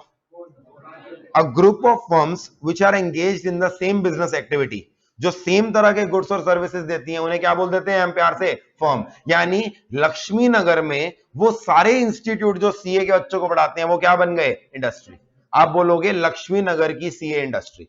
वन प्लस एक फर्म है, मगर सारी कंपनीज जो मोबाइल फोन बेचती हैं उन्हें प्यार से क्या बोलेंगे? Mobile industry. तो इंडस्ट्री मुझे बताओ एक यूनिट नहीं है, कलेक्टिव है। अब इंडस्ट्री को माइक्रो बोलेंगे या मैक्रो बोलेंगे? माइक्रो बोलेंगे या मैक्रो? क्योंकि मैक्रो में आप कह रहे हो कंट्री का लेवल मैक्रो आता है, इंडिविजुअल यूनिट माइक्रो आता है, दोनों के बीच में इंडस्ट्री आ गई। इंडस्ट्री को क्या करेंगे? अब इसका आंसर माइक्रो भी हो सकता है और इसका आंसर डिपेंड करता है आपकी स्टडी का स्कोप क्या है। जैसे कि एक इंसान क्या कर रहा है, एक इंसान पूरे सीए की कोचिंग इंडस्ट्री को स्टडी कर रहा है और उसके अंदर वो एवीजे को स्टडी कर रहा है। तो जब वो एवीजे को स्टडी कर रहा है तो वो क्या कर रहा है? माइक्रो।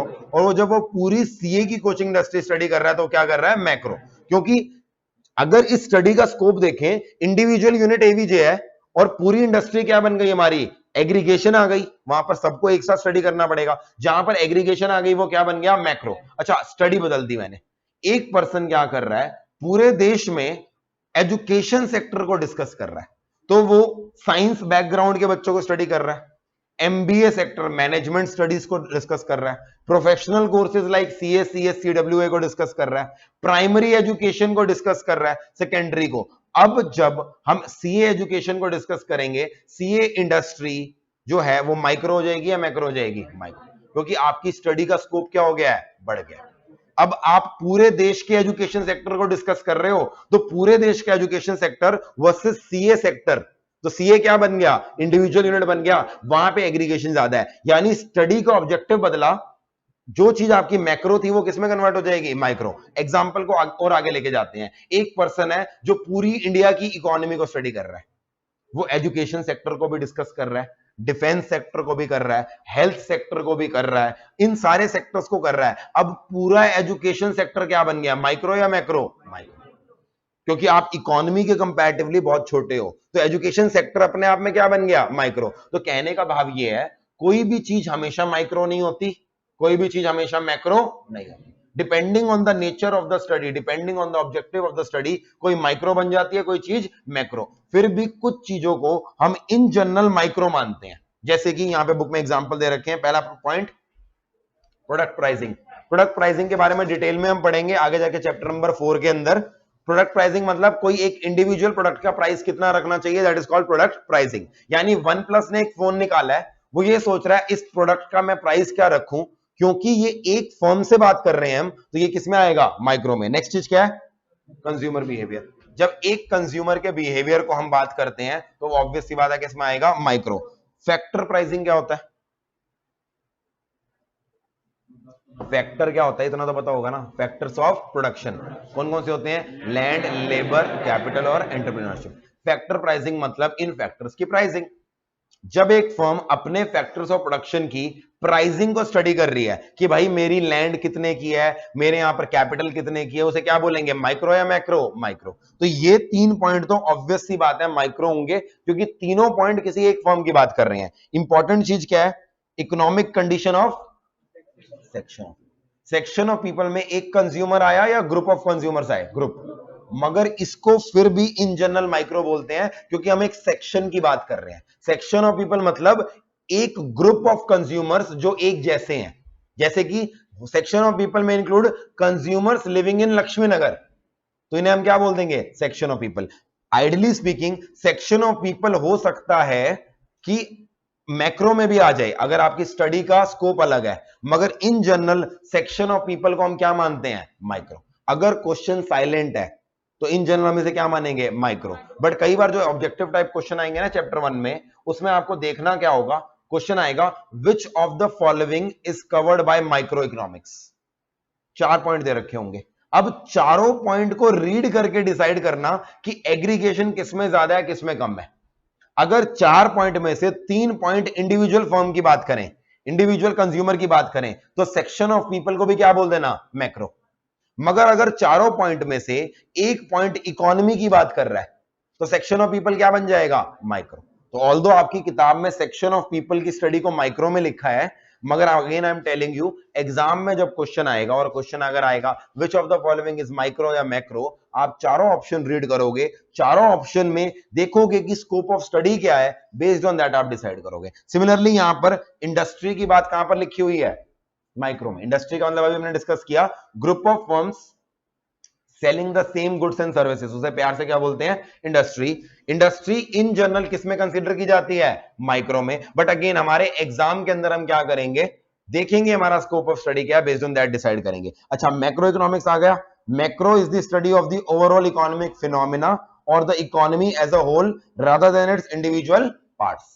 तो मैक्रो इकोनॉमिक्स में पूरे को एक साथ स्टडी करते हैं। क्या क्या चीजें डिस्कस होती हैं, नेशनल इनकम, पूरे देश में कितनी इनकम हुई है, general price level. General price level का मतलब क्या होता है, जो पूरे देश में इन्फ्लेशन प्रिवेल कर रही है, वहां पे सिर्फ मोबाइल फोन का प्राइस, सिर्फ सर्विसेज का प्राइस कंसिडर नहीं होगा, वो entire basket of goods and services जो कोई कंज्यूमर कंज्यूम करता है, उस प्राइस को हम इन जनरल क्या बोलते हैं, general price level in the economy. Next क्या है, balance of trade and balance of payment. Balance of trade और पेमेंट क्या होता है, इंडिया में जो आ रहा है, इंडिया से जो जा रहा है, उसके डिफरेंस को हम क्या बोलते हैं, बैलेंस ऑफ ट्रेड।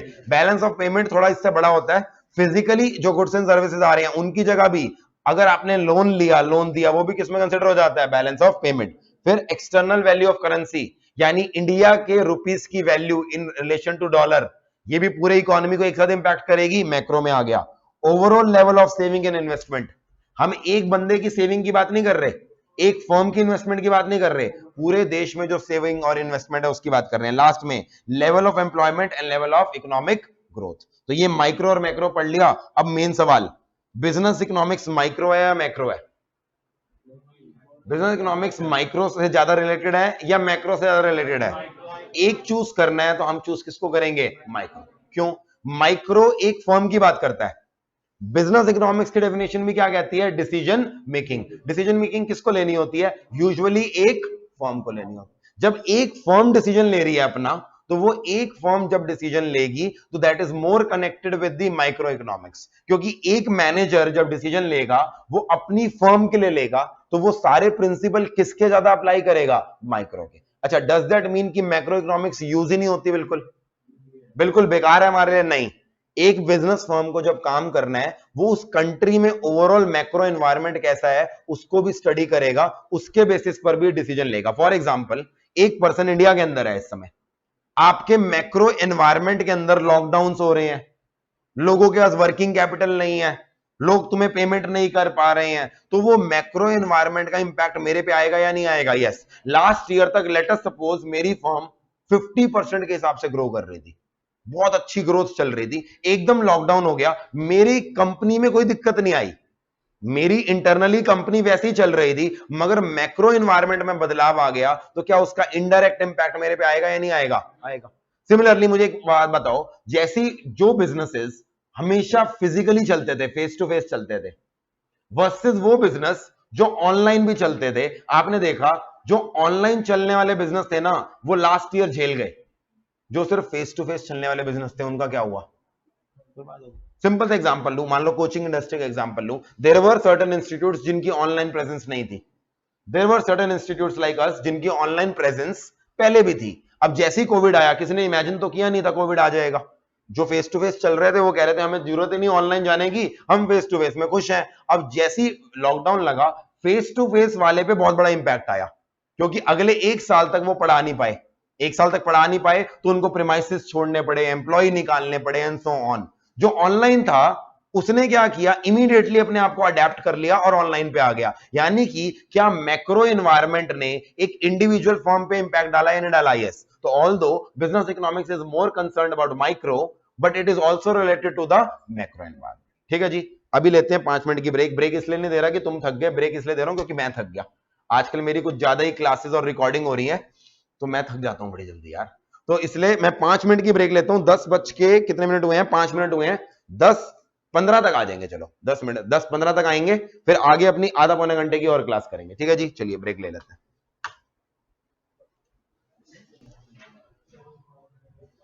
हाँ जी, फिर से स्टार्ट करते हैं, बाकी आ जाएंगे जब आएंगे। तो हमारा अगला पॉइंट क्या था? ये तो हमने डिस्कस कर लिया, बिजनेस इकोनॉमिक्स माइक्रो है या मैक्रो है। नेक्स्ट चीज हमारी फीचर्स ऑफ बिजनेस इकोनॉमिक्स। वैसे तो मोस्ट ऑफ द फीचर्स हमने ब्रेक से पहले डिस्कस कर लिए। सबसे पहले बिजनेस इकोनॉमिक्स साइंस है या आर्ट है, ये डिस्कस कर लेते हैं। साइंस टिपिकली हम बोलते हैं किसको है? हम बचपन में साइंस की अलग अलग चीजें पढ़ते थे, फिजिक्स केमिस्ट्री वगैरह सब, हम इसको साइंस बोलते थे। साइंस की डेफिनेशन अगर देनी हो तो क्या होएगी? हमारे यहाँ पे रिप्रोड्यूस कर रखी है, science is a systematic body of knowledge that establishes cause and effect relationship. हम फिजिक्स को या केमिस्ट्री को साइंस इसलिए बोलते हैं क्योंकि फिजिक्स और केमिस्ट्री में अपनी एक सिस्टमैटिक बॉडी ऑफ नॉलेज होती है। सिस्टमैटिक बॉडी ऑफ नॉलेज मतलब फिजिक्स थोड़ी थोड़ी याद हो आपको, 9th 10th क्लास के पढ़ रखी थी, तो उसके अंदर कुछ फॉर्मुलेज होते थे। अगर आप वेलोसिटी निकाल रहे हो तो मास मल्टीप्लाइड बाय प्रेशर या व्हाटएवर द थिंग इज, मुझे याद ही नहीं है। तो वहां पर जो सारी फिजिक्स है ना, वो कोई ना कोई फॉर्मूले या कोई ना कोई कॉन्सेप्ट पे चल रही है। और ये सारे जो फॉर्मूले और कॉन्सेप्ट हैं, ये अल्टीमेटली क्या डिटरमिन करके दे रहे हैं? Cause and effect relationship. Cause and effect relationship का मतलब क्या हुआ? मान लो कोई भी साइंटिफिक चीज ले लो जो फिजिक्स पे डिपेंडेंट है। हमारा देश या कोई भी और देश क्या करता है? स्पेस के अंदर स्पेसशिप भेजता है। स्पेसशिप भेजता है तो उसके अंदर पूरी कैलकुलेशंस कर रखी होती है। हम बता देते हैं, ये मान लो मार्स पे हमने कोई कुछ भेजा, तो हमने पहले ही बता दिया ये मार्स पर इस दिन इस समय पहुंचेगा। कैसे पता? कोई ना कोई फिजिक्स में कैलकुलेशन कर रखी है कि अर्थ का और मार्स का ये डिस्टेंस है, हमारे डिवाइस की इतनी स्पीड रहेगी जिसको हम बीच में बढ़ाएंगे घटाएंगे, फिर हम उसको जब लैंड करने वाला होगा उसकी स्पीड को कंट्रोल करेंगे, धीरे करेंगे, क्योंकि कंट्रोल नहीं करेंगे तो सीधा जाके वो डिस्ट्रॉय हो जाएगा। ये सारी चीजें अल्टीमेटली कौन गवर्न कर रहा है? फिजिक्स। फिजिक्स मतलब फिजिक्स के अंदर कोई सिस्टमैटिक बॉडी ऑफ नॉलेज होगी जो कॉज और इफेक्ट रिलेशनशिप करेगा। अब जरा अपनी इकोनॉमिक्स की बात करें, फिजिक्स केमिस्ट्री तो इस डेफिनेशन को सेटिस्फाई करती हैं, इसलिए हम उनको साइंस बोलते हैं। क्या हमारी बिजनेस इकोनॉमिक्स भी इस डेफिनेशन को सेटिस्फाई करती है? पहला पार्ट देखते हैं, क्या हमारी बिजनेस इकोनॉमिक्स में सिस्टमैटिक बॉडी ऑफ नॉलेज होती है या नहीं होती? The answer is yes.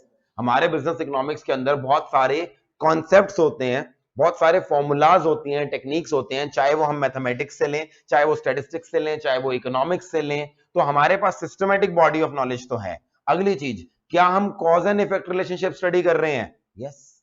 देखा जाए बिजनेस इकोनॉमिक्स में क्या ले रहे हैं? हम डिसीजन ले रहे हैं। हम जब कोई डिसीजन लेते हैं, मान लो कोई बिजनेस ऑर्गेनाइजेशन डिसीजन लेती है, डिसीजन लेने के बाद इमीडिएटली बाद उसे एनालाइज करती है कि क्या वो सही था या गलत था।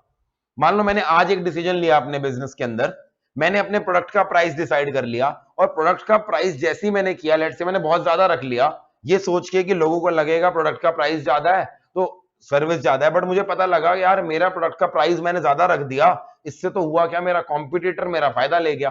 तो इमीडिएटली बाद नेक्स्ट चीज जो मैं लॉन्च करूंगा उसमें अपने प्राइस को क्या कर लूंगा? कम कर दूंगा। तो क्या हम बिजनेस इकोनॉमिक्स में भी जो भी डिसीजन ले रहे हैं उसका कॉज एंड इफेक्ट स्टडी कर रहे हैं? The answer is yes. तो can we conclude business economics is a science? The answer is yes. आपने रटना नहीं है, बिजनेस इकोनॉमिक्स साइंस है, उसको समझना है। साइंस का मतलब क्या होता है? Systematic body of knowledge studying cause and effect. हमारी बिजनेस इकोनॉमिक्स भी दोनों चीजें करती है, उसमें सिस्टमैटिक बॉडी ऑफ नॉलेज भी है, कॉज एंड इफेक्ट रिलेशनशिप भी है, इसीलिए हमने उसे क्या बोल दिया है? साइंस बोल दिया है। अच्छा, साइंस दो तरह की होती है, एक होती है परफेक्ट साइंस, एक होती है imperfect science. Physics chemistry perfect science है या इनपरफेक्ट है? परफेक्ट। यानी फिजिक्स ने अगर कोई फॉर्मूला दे दिया, एक तरीका दे दिया, वो हमेशा ट्रू होगा।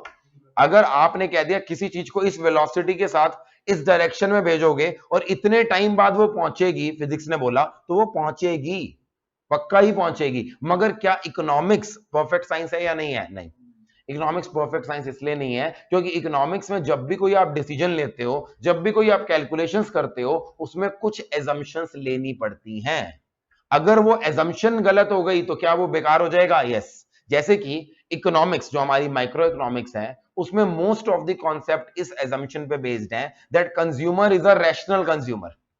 रैशनैलिटी एक ऐसी चीज है जो इनहेरेंटली हर जगह एजम्पशन में आएगी। अगर एक कंज्यूमर रैशनल ना हुआ, इरैशनल हुआ, तो जो भी चीज आप इकोनॉमिक्स में पढ़ रहे हो वो ट्रू होगी या फॉल्स होगी? फॉल्स। जैसे मैं एग्जांपल लेता हूं, लॉ ऑफ डिमांड कहता है, या लॉ ऑफ डिमांड छोड़ो, लॉ ऑफ कंज्यूमर बिहेवियर कहता है, कोई भी कंज्यूमर किसी प्रोडक्ट को, ऑडियो वीडियो लैग हो रहा है तो आपका इंटरनेट इशू होगा। चलो हाँ, हमारा कंज्यूमर बिहेवियर का कॉन्सेप्ट बोलता है कि अगर कोई भी कंज्यूमर ने कुछ खरीदना है, लेट्स से मैं ये पेन खरीदने जा रहा हूं मैं, और इस पेन की कीमत 10,000 रुपए है, मजाक नहीं कर रहा, सच में इसकी कीमत 10,000 रुपए है क्योंकि डिजिटल पेन है ना, तो ये पेन की कीमत 10,000 रुपए है। अच्छा, मैं इस पे 10,000 रुपए, इकोनॉमिक्स कहती है तभी खर्च करूंगा जब मुझे इस 10,000 रुपए से उतनी सेटिस्फेक्शन मिले। इसके लिए वर्ड यूज करते हो यूटिलिटी, अगले चैप्टर में पढ़ेंगे। तो जब तक किसी कंज्यूमर को मैचिंग यूटिलिटी, मैचिंग की सेटिस्फेक्शन नहीं मिलती, वो उस प्रोडक्ट को नहीं खरीदता। अब मैं यहां पर एग्जांपल लेता हूं अपनी क्लास के अंदर। लेट्स से मेरे को एक रिस्ट वॉच,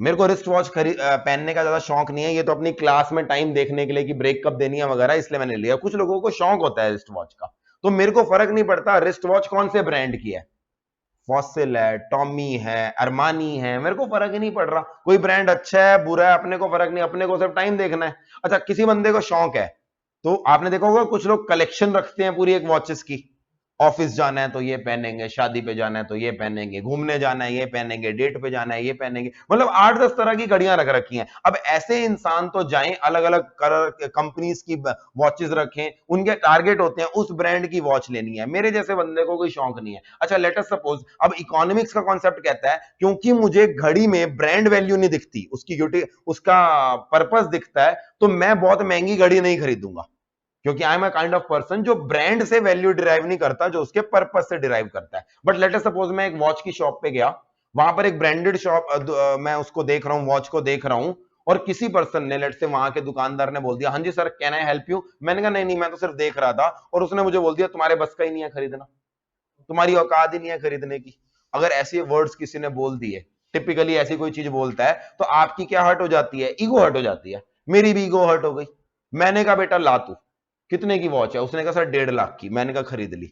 असली में मुझे 1.5 लाख का उसमें से कुछ नहीं लग रहा, अगर मैं होश में होता मैं 1.5 लाख की वो घड़ी ना खरीदता, मगर किसी ने मुझे गुस्सा दिलवाया, किसी ने मेरी ईगो हर्ट करी, और मैंने क्या किया, 1.5 लाख की वो घड़ी लट से खरीद ली। क्या ऐसा होता है या नहीं होता? यस, दिल्ली में तो बहुत ज्यादा होता है। दिल्ली में तो हर चीज में थोड़ी बहुत गाड़ी ठुकती है, लोग कहते हैं तू जानता नहीं है मुझे, मैं कौन हूं, मुझे नहीं जानता, या तू मेरे बाप को नहीं जानता वो कौन है। तो मतलब ये तो बड़ा नॉर्मल सी चीज होती है नॉर्थ इंडियंस के अंदर, इंडियंस में, और दूसरी बात नॉर्थ इंडियंस में, दैट हम ईगो अपने हाथ में लेके घूम रहे होते हैं, बड़ी जल्दी हर्ट हो जाती है हमारी। उस समय अगर आपने कोई डिसीजन लिया, क्या वो डिसीजन इकोनॉमिक्स के प्रिंसिपल के अगेंस्ट जा सकता है? यस। क्यों? Economics is not a pure science, it's a impure science. तो ये तो है कि इकोनॉमिक्स साइंस है, मगर ये प्योर साइंस नहीं है, तो आप यहां पे लिख सकते हो नॉट अ प्योर या फिर परफेक्ट साइंस। रीजन, क्योंकि इकोनॉमिक्स ह्यूमन बिहेवियर पे डिपेंडेंट है, और ह्यूमन बिहेवियर बहुत सारे फैक्टर से इंपैक्ट होता रहता है। ह्यूमन बिहेवियर बदला और आपकी इकोनॉमिक्स का फंडामेंटल प्रिंसिपल क्या हो जाएगा? फेल हो जाएगा। आप सब देखते हो कई बार आप छोटी मोटी चीजें रिक्शा वाले से बार्गेनिंग कर रहे हैं, जो स्ट्रीट वेंडर है उससे बार्गेनिंग कर रहे हैं, नहीं भैया 10 की जगह 8 रुपए देंगे, 8 रुपए देंगे, वहां आपका इकोनॉमिक्स उभर उभर के आ रहा है। मगर जब एक महंगे रेस्टोरेंट में जाते हो, वहां टिप दे आते हो, वहां क्योंकि प्रेस्टीज दिखानी होती है आपको अपनी, तो क्या वहां पर आप रैशनली बिहेव कर रहे हो? The answer is no. जैसी आप इरेशनल बिहेवियर करते हो, आपकी साइंस क्या हो जाती है? फेल हो जाती है। ठीक है, अगली चीज, मैं 2 पॉइंट आगे जा रहा हूं, business economics is a art. अच्छा, आर्ट और साइंस में डिफरेंस क्या होता है? What is the difference between art and science? Science is more about knowledge. Science is more about concepts. Science is about cause and effect relationship. Art is about practical. आप किसी को कहो उसको गाना गाना अच्छा आता है, इसको एक्टिंग अच्छी आती है, मान लो आपकी क्लास में मैं किसी को बोलूं जिसको गाना अच्छा आता है, एक बच्चे ने कहा सर मुझे गाना अच्छा आता है, तो मैं उसको बोल रहा हूं हाँ भाई गाना गा के सुना, या मैं उससे तुम्हारी थ्योरेटिकल नॉलेज चेक करूं कि बेटा 7 स्वर के नाम बता, कितनी तरह के गाने होते हैं। थ्योरी मैटर नहीं करती। अगर वो बंदा आगे आकर बढ़िया गा के चला गया, उसको कुछ नहीं पता सारे गामा पा के बारे में, फिर भी हम कहेंगे बहुत अच्छा गाता है। यानी art is more about practical application. अब अगला सवाल आया, बिजनेस इकोनॉमिक्स आर्ट है या नहीं है? यस, क्योंकि बिजनेस इकोनॉमिक्स डेफिनेशन में ही पढ़ा, it is not just about the theoretical concepts, it is about applying those theoretical concepts in real life situation. तो याद रखना, बिजनेस इकोनॉमिक्स एक साइंस भी है और बिजनेस इकोनॉमिक्स एक आर्ट भी है। आगे बढ़ते हैं फीचर्स में। Business economics is based on micro economics. ब्रेक से पहले तो हमने डिस्कस किया ही था, why is it based on micro economics? क्योंकि बिजनेस इकोनॉमिक्स डिसीजन मेकिंग की बात करती है। डिसीजन मेकिंग किसकी? कंट्री की या फर्म की? फर्म की। जब एक मैनेजर अपनी फर्म का डिसीजन ले रहा होगा वो मेनली किसको यूज करेगा? माइक्रो इकोनॉमिक्स का कॉन्सेप्ट यूज करेगा रादर देन मैक्रो। बट अगला पॉइंट देखो, it incorporates elements of macro analysis. क्या हम मैक्रो को पूरी तरह से इग्नोर कर सकते हैं? हमने कहा नहीं कर सकते, क्योंकि देश में जीडीपी कैसे बिहेव कर रही है, इन्फ्लेशन कैसे चल रही है, ये सारी चीजें, बूम चल रहा है या रिसेशन चल रहा है, ये सब चीजें इनडायरेक्टली भी क्या करती हैं? आपके बिजनेस को इंपैक्ट करती हैं। तो वही सेम चीजें आ गई। फिर नेक्स्ट चीज है use of theory of market and private enterprise. ये क्या होती है? Theory of market and private enterprise, what is this? हम आगे वैसे इस चैप्टर्स में पढ़ेंगे, बट मैं आपको आइडिया याद दिला दूं। आप सबने पढ़ा होगा डिमांड होती है और सप्लाई होती है, वो जहां पर इंटरसेक्ट करते हैं वहां पर क्या आ जाता है? इक्विलिब्रियम क्वांटिटी और इक्विलिब्रियम प्राइस। और कैपिटलिज्म के अंदर किसी भी प्रोडक्ट का प्राइस कौन डिसाइड कर रहा है? कोई गवर्नमेंट डिसाइड नहीं कर रही, कोई सेंट्रल अथॉरिटी डिसाइड नहीं कर रही। कौन डिसाइड कर रहा है? Forces of demand and supply. Consumer और सेलर आपस में इंटरेक्ट करते हैं, बार्गेनिंग करते हैं, जहां पर डिमांड और सप्लाई उनकी मैच कर जाती है, इकोनॉमी वहीं पर क्या कर लेती है? प्राइस डिटरमिन कर लेती है। और कैपिटलिज्म एज्यूम करता है मार्केट फोर्सेस हर चीज अपने आप खुद देख लेगी। अच्छा, जब आप ये एज्यूम करते हो, इसे बोलते हैं theory of market and private enterprise. Basically जब बिजनेस इकोनॉमिक्स में आप डिसीजन ले रहे हो एलोकेशन के, कुछ डिसीजन आपको मार्केट के ऊपर छोड़ने पड़ते हैं। क्यों? आपने एक डिसीजन लिया, मार्केट ने रिस्पॉन्ड नहीं किया, आप कुछ नहीं कर सकते उसके अंदर, क्योंकि मोस्ट ऑफ द कंट्रीज आज की डेट में सोशलिज्म पे नहीं चल रही, किस पे चल रही है? कैपिटलिज्म पे या मिक्स पे चल रही है। तो थ्योरी ऑफ मार्केट भी हमारी इसमें यूज होती है। Next, pragmatic in approach. Pragmatic का मतलब क्या होता है? प्रेगमेटिक इंग्लिश का वर्ड है, उसका मतलब क्या होता है? प्रैक्टिकल। अनलाइक नॉर्मल इकोनॉमिक्स जो मेनली थ्योरी को डील करती है, this is more about pragmatic. अगर किसी डिसीजन को लेते समय माइक्रो इकोनॉमिक्स को यूज करना है तो हम उसको यूज कर डालते हैं। अगर उस डिसीजन को लेते समय थोड़े बहुत कॉस्ट अकाउंटिंग को यूज करना है तो हम कॉस्ट अकाउंटिंग को यूज कर लेते हैं। थोड़ा बहुत एफएम का कॉन्सेप्ट यूज करना है, यानी हम ये अपने आप को रेस्ट्रिक्ट नहीं करते कि मेरे को डिसीजन सिर्फ इसके बेसिस पर लेना है। हर सिचुएशन में डिसीजन अलग अलग वे में लिया जा सकता है, यानी it is more about pragmatic, practical application. Last में इंटरडिसिप्लिनरी नेचर, ये भी हमने ब्रेक से पहले डिस्कस कर लिया था। इंटरडिसिप्लिनरी का मतलब क्या होता है?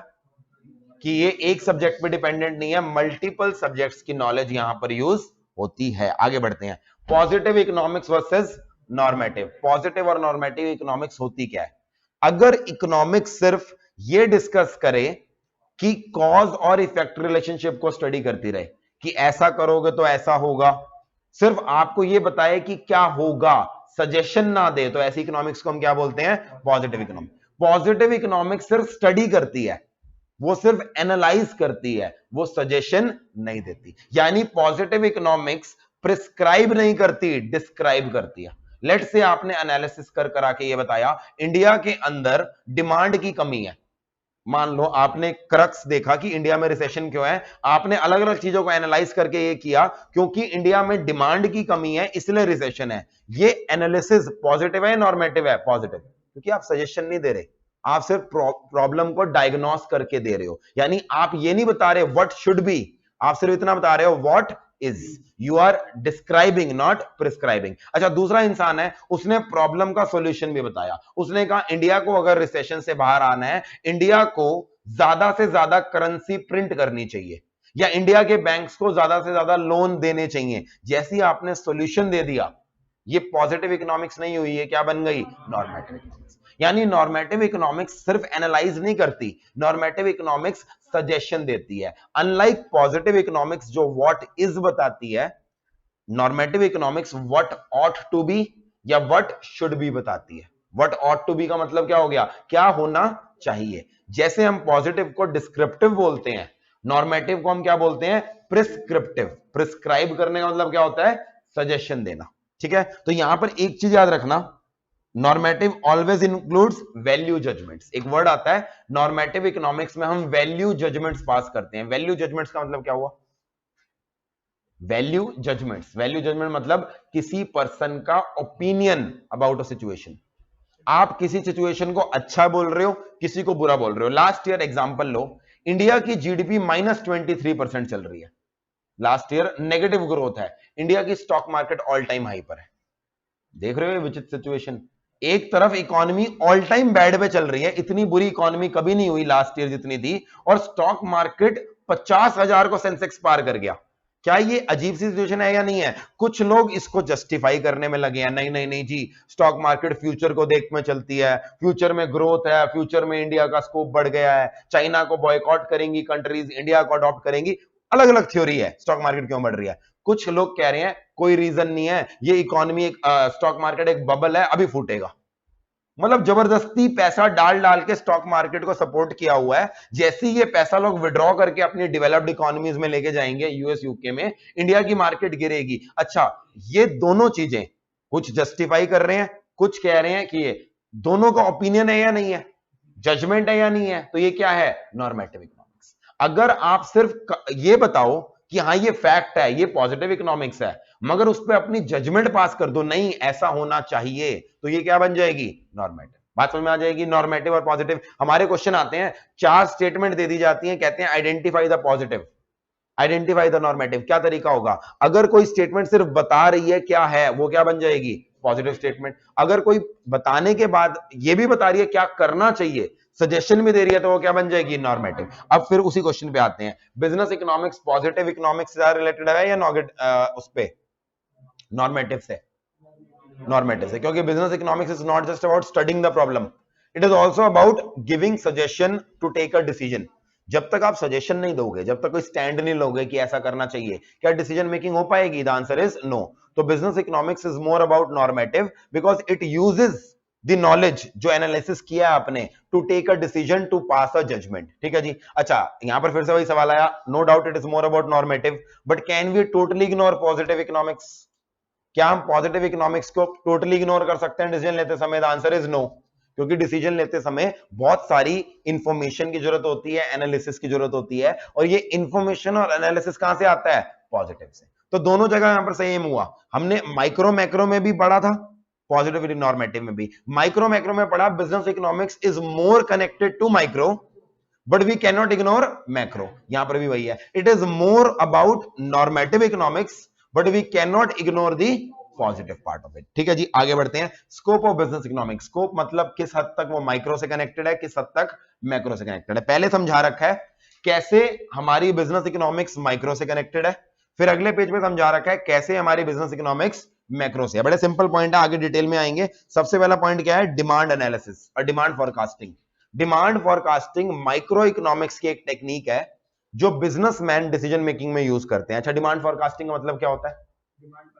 अपनी डिमांड को फॉरकास्ट करना। फॉरकास्ट मतलब एक्यूरेटली तो पता नहीं कर सकते, बट हाँ गेस करना है एक तरह से। टेक्निक्स होती हैं इसकी भी, जो आगे चैप्टर 2 में पढ़ेंगे, अगर आपको याद हो थोड़ा थोड़ा। मेथड्स थे अलग अलग डिमांड फॉरकास्टिंग के, साइंटिफिक मेथड होते हैं, स्टैटिस्टिक्स को यूज करते हैं। अगर मैं अपनी डिमांड फॉरकास्ट करूंगा, उससे मेरे डिसीजन मेकिंग में कैसे हेल्प होगी? डिमांड फॉरकास्टिंग बिजनेस इकोनॉमिक्स में क्यों यूज होती है? How does demand forecasting technique help in decision making? Demand forecast करोगे, उसी के बेसिस पे डिसाइड करोगे मुझे कितनी प्रोडक्शन करनी है। अच्छा, फॉरकास्ट में निकल के आया कि नहीं बहुत सारी डिमांड आ सकती है आपकी, तो मैं प्रोडक्शन ज्यादा कराऊंगा। जैसे कि मैंने डिमांड फॉरकास्ट करी कि मेरे अगले बैच में, जो अगला बैच आएगा नवंबर 21 फाउंडेशन का, मुझे कितनी बुक्स प्रिंट करानी है। एक तरीका है मैं तुक्का लगा दूं, 500 बुक्स प्रिंट करा लो, देखी जाएगी जी। 500 आएंगे, 500 आ जाएंगे। अच्छा, दो केस हो सकते हैं, अगर मैं तुक्का मार के करूंगा ना, दो चीजें हो सकती हैं। हो सकता है बच्चे 600 आ जाए, मैं 500 बुक प्रिंट करा दूं, उस समय मुझे 100 कम पड़ जाए, स्टॉक कम रह गया। कम रह गया तो हो सकता है मैं डिमांड मीट ना कर पाऊं, वो जो प्रॉफिट मैं कमा सकता था कस्टमर से वो कमा नहीं पाया। अच्छा, ऐसा भी हो सकता हूं बच्चे सिर्फ 200 आए, मैंने 500 प्रिंट करा दी, 300 बुक्स क्या हो गई? ब्लॉक हो गई, ओवर स्टॉकिंग करके रख दी। ओवर स्टॉकिंग की दिक्कत क्या है? ओवर स्टॉकिंग की दिक्कत ये है वो पैसा ब्लॉक पड़ा रहेगा, वर्किंग कैपिटल ब्लॉक हो जाएगी, क्योंकि स्टॉक को बनवाने के लिए खर्चा तो कर दिया ना। हर बुक के ऊपर मान लो 100 रुपीज की कॉस्टिंग आती है, तो मैंने अगर 300 बुक्स बनवा के रख दी, 300 इंटू 100, 30,000 रुपए की वर्किंग कैपिटल मेरी क्या हो गई? ब्लॉक। तो लोग आज की डेट में तुक्का नहीं लगाते, वो कहते हैं पहले डिमांड फॉरकास्ट करो, चेक करो अगले बैच में कितने स्टूडेंट्स आने वाले हैं पूरे अगले एक बैच के अंदर नवंबर 21 के लिए। जब डिमांड फॉरकास्ट हो जाएगी, उसके बेसिस पे प्रोडक्शन करो, उसके बेसिस पे कितनी कैपिटल चाहिए वो अरेंज करो, उसके बेसिस पे कितने रॉ मटेरियल चाहिए वो अरेंज करो। यानी बाकी सारे डिपार्टमेंट बाद में काम करेंगे, सबसे पहले कौन सा डिपार्टमेंट काम करेगा? Demand forecasting. वो जो नंबर लेके आएगा फोरकास्ट का, उसके बेसिस पे मैं प्रोडक्शन मैनेजर को बोलूंगा इतने यूनिट बना दे। प्रोडक्शन मैनेजर परचेज मैनेजर को बोलेगा इतने रॉ मटेरियल ला दे। परचेज मैनेजर फाइनेंस मैनेजर को बोलेगा इतनी कैपिटल दे दे। फाइनेंस मैनेजर ट्रेजरी डिपार्टमेंट को बोलेगा इतनी डिबेंचर्स, इतना बैंक लोन ले ताकि मुझे कैपिटल मिल जाए। बाकी सारे काम किस पे डिपेंडेंट है? डिमांड फोरकास्टिंग पे। ठीक है जी, आगे बात करते हैं प्रोडक्शन एनालिसिस और कॉस्ट एनालिसिस। प्रोडक्शन एनालिसिस में आता क्या है? प्रोडक्शन एनालिसिस में पहली चीज ये आती है कितना आउटपुट बनाने के लिए कितने इनपुट लगेंगे। अगर मुझे लेट से 1000 यूनिट्स बनाने हैं, उस 1000 यूनिट्स को बनाने के लिए कितनी लेबर लगेगी, कितनी कैपिटल लगेगी, इसे क्या बोलते हैं? Production analysis. प्रोडक्शन एनालिसिस में अगली चीज आती है जो इनपुट से आउटपुट बनानी है, उसमें आप कौन सी टेक्निक यूज करना चाहते हो, लेबर इंटेंसिव या फिर कैपिटल इंटेंसिव। तो प्रोडक्शन एनालिसिस में पहली चीज आ गई, क्या आपको इनपुट आउटपुट रेशियो रखना है, कितने इनपुट आउट चाहिए फॉर मेकिंग द आउटपुट। दूसरी चीज टेक्निक क्या। अच्छा, ये एनालिसिस करना कि आपको लेबर इंटेंसिव यूज करनी है या कैपिटल इंटेंसिव, इसके लिए भी कैलकुलेशन करनी पड़ती होंगी। जैसे कि मैं एक सिंपल एग्जांपल लूं सीए के ऑफिस का। सीए के ऑफिस में इमेजिन करो इनकम टैक्स रिटर्न फाइल हो रही है। आपने भरी नहीं इनकम टैक्स रिटर्न कभी, आपको ये भी नहीं पता इनकम टैक्स रिटर्न फाइल कैसे होती है, बट इमेजिन तो कर सकते हो ना, इतनी इमेजिनेशन पावर तो दी है भगवान ने। तो इमेजिन कर लो सीए के ऑफिस के अंदर इनकम टैक्स की रिटर्न फाइल हो रही है, इनकम टैक्स की 1000 रिटर्न फाइल होनी है। अच्छा, 1000 रिटर्न फाइल करने के दो तरीके हैं। पहला तरीका, वो सीए क्या करे, 50 एम्प्लॉय हायर कर ले, हर एम्प्लॉय को बोले 1000 रिटर्न फाइल करनी है, 1000 डिवाइडेड बाय 50, 20 रिटर्न पर पर्सन। हर पर्सन को बोल दिया, हर बंदे को बोला मैंने 20-20 रिटर्न फाइल करनी है तेरे को, और ये रिटर्न इस महीने के एंड तक फाइल करनी है। हर बंदा अपनी 20 इनकम टैक्स रिटर्न फाइल कर रहा है, उन 50 लोगों को क्या देना पड़ेगी? मुझे सैलरी देनी पड़ेगी। ये होती है लेबर इंटेंसिव टेक्निक।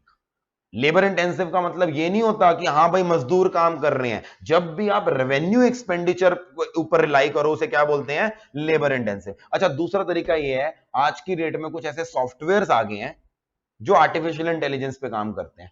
वो उसमें क्लाइंट का डेटा डालो, उसमें सारे इनकम टैक्स के प्रोविजंस ऑटोमेटिकली डले हुए हैं।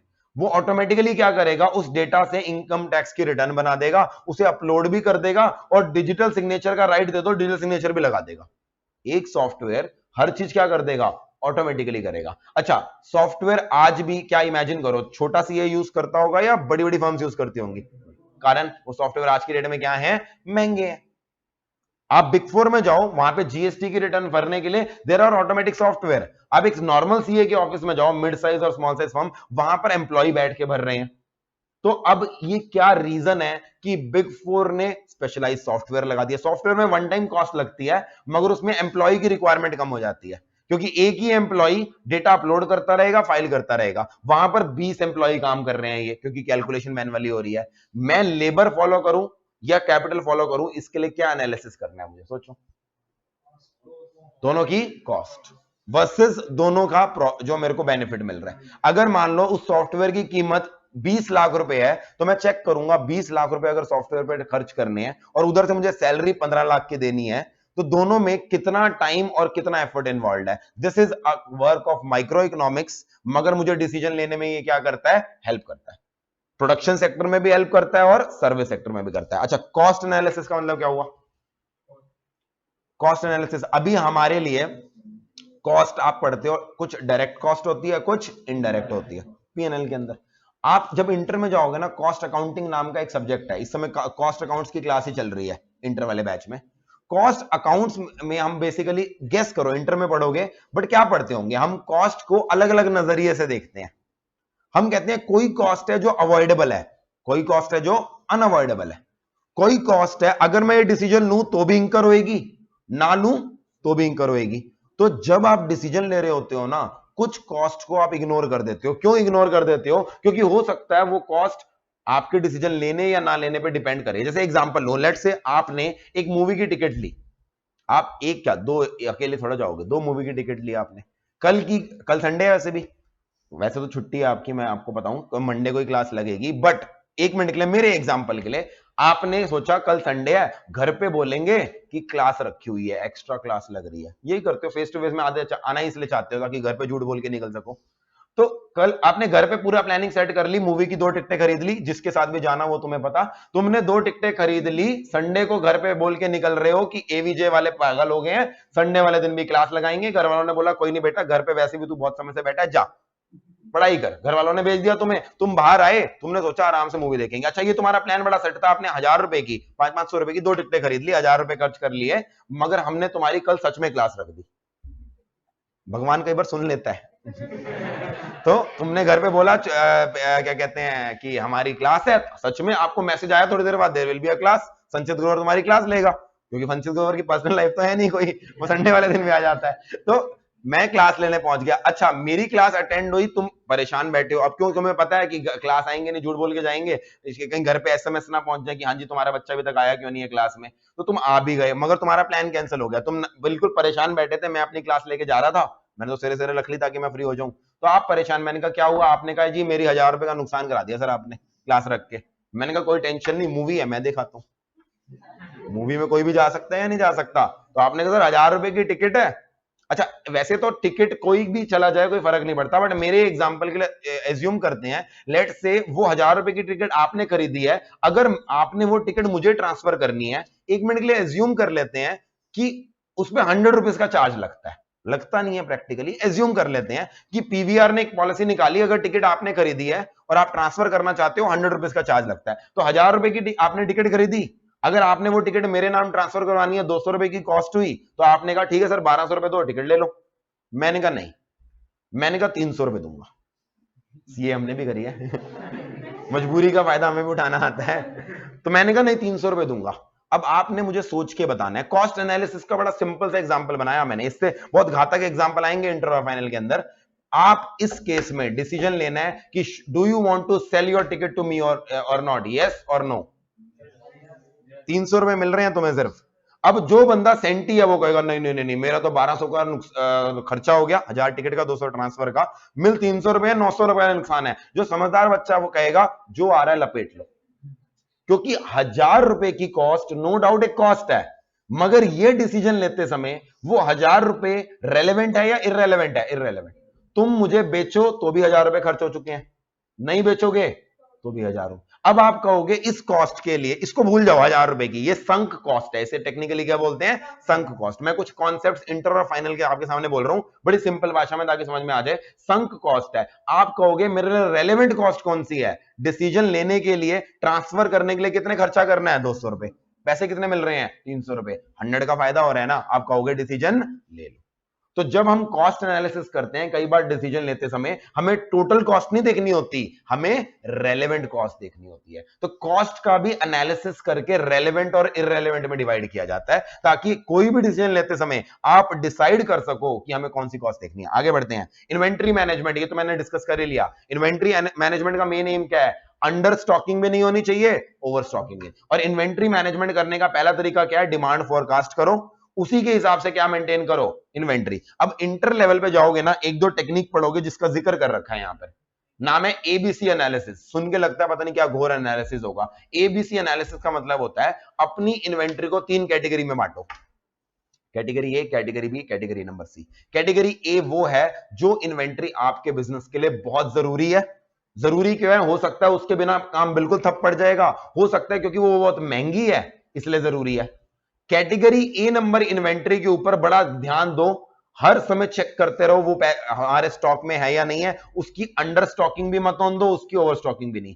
कैटेगरी नंबर सी वो होगी जो इररेलेवेंट इन्वेंट्री है, जैसे कि हमारे यहां पर जब आप बुक्स लेने आते हो आपको एक पॉलिथीन दिया जाता है एवीजे का, आपने देखा होगा 5-7 बुक्स एक साथ दी जाती हैं तो एवीजे के एक थैले में देती है, आपने देखा होगा हमने पेन भी रखवा रखे हैं एवीजे के, ये सब बनता है। अच्छा मुझे बताओ वो जो पॉलिथीन है जो हमने एवीजे के बनवाए हैं वो भी इन्वेंट्री है मेरी, और ये जो लगा हुआ प्रोजेक्टर, ये जो सिस्टम लगा हुआ ये भी इन्वेंट्री है, इसमें कैटेगरी ए कौन सी है और कैटेगरी सी कौन सी है मेरे लिए, ये सिस्टम क्या है, कैटेगरी ए, मेरे पास 4-5 रिकॉर्डिंग सिस्टम है, घर पे लगा रखा है, एक अपने होम टाउन पे लगा रखा है, 2 तो ये लगे हुए हैं, फैकल्टीज के घर पे लगे हैं, 5-6 सिस्टम है हमारे। अब हम उसको इंश्योर करते हैं कि काम रुकना नहीं चाहिए, बंदा कहीं पर भी हो रिकॉर्डिंग करते रहने चाहिए। जैसे कल रात को 1 बजे तक बैठ के मैंने रिकॉर्डिंग करी है सीए इंटर के इनकम टैक्स अमेंडमेंट्स की, घर पे सिस्टम लगा रखा है, चलता रहना चाहिए काम, ये कैटेगरी ए है, इसका मैं बड़ा ध्यान रखता हूं, खराब नहीं होना चाहिए, हर चीज वर्किंग में होनी चाहिए। अच्छा वो जो आते हैं हमारे पॉली बैग्स भी नहीं बोलूंगा, कपड़े के हैं वो जो बैग्स आते हैं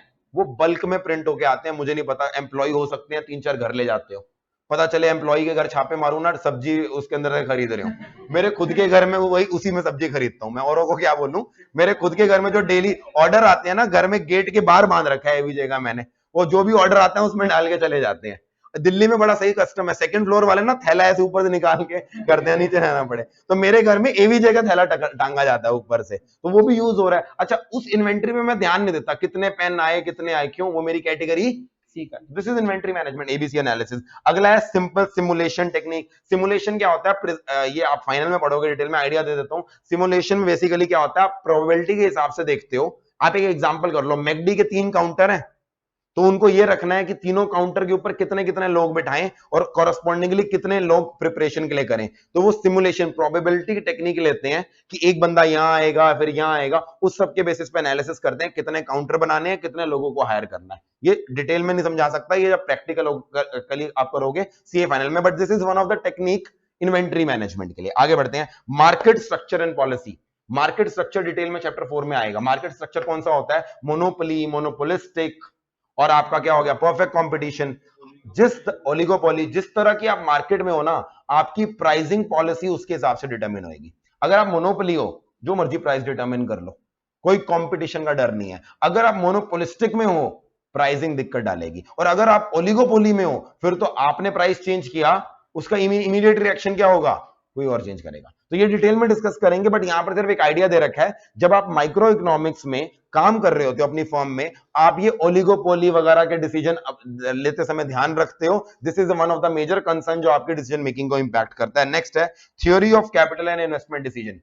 कैपिटल डिसीजन कौन से होते हैं, जो लंबे समय के लिए इंपैक्ट डालते हैं। जैसे अभी कल परसों न्यूज आई, मेरठ एक्सप्रेसवे, यहां से जो मेरठ एक्सप्रेस वे है वो चालू हो गया। मेरठ जाने में ऐसा सुना है मैंने 2 घंटे लगते थे पहले, अब 45 मिनट लगेंगे। मैं काफी समय से गया नहीं। इंसिडेंटली आज मैंने क्लास के बाद देहरादून जाना है, due to some family commitment. मेरे को कहां जाना है, देहरादून जाना है। जस्ट आपकी क्लास के बाद इंटर की क्लास है मेरी, उसके बाद मुझे देहरादून निकलना है। और मैंने गूगल पर रास्ता चेक किया, वो इसी रास्ते से लेके जा रहा है मुझे, जो भी मेरठ का एक्सप्रेसवे बना है उस पे जा रहा है। इसलिए मेरे दिमाग में एग्जांपल आ गया मेरठ एक्सप्रेसवे का, क्योंकि आपकी क्लास से जस्ट पहले मैं इसको देख के आया हूं कि ये कहां से निकल रहा है मेरठ एक्सप्रेसवे। मेरठ एक्सप्रेसवे के बारे में मैंने पढ़ा, इसकी लागत लगभग 8500 करोड़ रुपीस आई है, और इसको किसी कंपनी को दिया होगा बनाने के लिए, खुद तो सरकार बनाती नहीं है। मुझे एक बात बताओ, एक कंपनी ने इसको बनाने में लगभग 2 साल लगे हैं, एक कंपनी ने 2 साल पहले एक कॉन्ट्रैक्ट ले लिया, मेरठ एक्सप्रेसवे हम बनाएंगे, लॉन्ग टर्म कॉन्ट्रैक्ट है, 8500 करोड़ रुपए लगे हैं, लोन वगैरह लेके बनाया होगा उस कंपनी ने। अच्छा, उस कंपनी को पैसे कौन देगा, गवर्नमेंट देगी? नहीं, गवर्नमेंट नहीं देगी, उस पर टोल लगा देंगे, वो हमसे ही पैसे ले लेंगे उस एक्सप्रेस वे पे। आज मैं मंडे को बता दूंगा कितना टोल लिया है मेरे से, कम 200-250 रुपए टोल लेंगे उतनी सी सड़क के स्ट्रेच का। तो अगर सड़क बनी है उसका टोल भी देना पड़ेगा। हम जैसे लोग उस पे जाएंगे, 200 रुपए 250 रुपए कर करके हमसे कलेक्ट करेंगे। हो सकता है कलेक्शन करने में कितना समय लग जाए, 5 साल, 10 साल, 15 साल। अच्छा, खर्चा किया आज, पैसे कमाएंगे 15 साल में, और कितने आएंगे ये भी नहीं पता। क्या लगता है वो कंपनी तुक्का मार रही होगी या कैलकुलेशन करके बैठी होगी? जब लॉन्ग टर्म डिसीजन होते हैं ना, एक भी डिसीजन तुम्हारा गलत हुआ, तुम्हारी कंपनी दिवालिया हो जाएगी। जो बड़ी बड़ी कंपनीज हैं, अजनारा हो गई, जेपी हो गई, इतनी बड़ी इंफ्रास्ट्रक्चर कंपनी थी, नोएडा, ग्रेटर नोएडा चले जाओ, इन्हीं की प्रॉपर्टीज हैं, इन्होंने आज की डेट में इंसॉल्वेंसी फाइल कर रखी है। क्यों? 2-3 प्रोजेक्ट ऐसे आ गए, फ्लैट बना के खड़े कर दिए, फ्लैट बिके ही नहीं। सोचा था फ्लैट बिकेंगे, पैसे आएंगे, आए ही नहीं। जैसे डिसीजन गलत हुआ, कंपनी क्या हो गई। तो ये जो कैपिटल डिसीजन होते हैं ना, इनको लेने में, इनकी डिसीजन मेकिंग करने में काफी सारी टेक्निक यूज होती हैं, जो कि आपके सीए इंटर के एफएम में पढ़ाई जाती हैं आपको। मगर ये जो टेक्निक है, इसमें कैलकुलेशन करनी पड़ेगी आपको, projected outflows, sorry projected inflows देखने पड़ेंगे, करंटली जो आउटफ्लो जा रहे हैं वो देखने पड़ेंगे, मार्केट रेट ऑफ इंटरेस्ट में डिस्काउंटिंग करनी पड़ेगी। आई होप आपको समझ में आ रहा है डिस्काउंटिंग का मतलब क्या होता है, पता है ना डिस्काउंटिंग क्या होता है? टाइम वैल्यू ऑफ मनी थोड़ा थोड़ा तो पढ़ा होगा मैथमेटिक्स में। तो आपको फ्यूचर में जो आउटफ्लोज मिलने हैं उनकी डिस्काउंटिंग करनी पड़ेगी। ये सब कैलकुलेशन करने के बाद डिसीजन लेना पड़ेगा। क्या रिस्क का एलिमेंट भी इन्वॉल्व करना पड़ेगा या नहीं करना पड़ेगा? आपने सोच लिया 1 लाख व्हीकल जाएंगे इस रास्ते से, मेरठ वाले से 1 लाख जाएंगे। थोड़े दिन बाद इंडियन रेलवे ने बोला हम एक नई ट्रेन शुरू कर रहे हैं दिल्ली से मेरठ। लोगों ने कहा छोड़ो हाईवे, ट्रेन से जाते हैं। आपने बोला 1 लाख लोग जाएंगे, असली में गए 30,000 लोग, आपका नुकसान हो गया। अच्छा, ऐसा भी हो सकता है कि ट्रेन और बेकार हो जाए हमारे देश की, भर भर के जा रही है, लोग सारे गाड़ी लेके जा रहे हैं मेरठ, तो हो सकता है 1 लाख की प्रोजेक्शन की जगह 1.5 लाख लोग आ जाएं सड़क पे। टोल 1,500। क्या रिस्क एलिमेंट को भी इनकॉर्पोरेट करना पड़ेगा? The answer is yes. कैसे करेंगे? ऑब्वियसली बात है, एडवांस टेक्निक है, आप इंटर और फाइनल पे पढ़ोगे।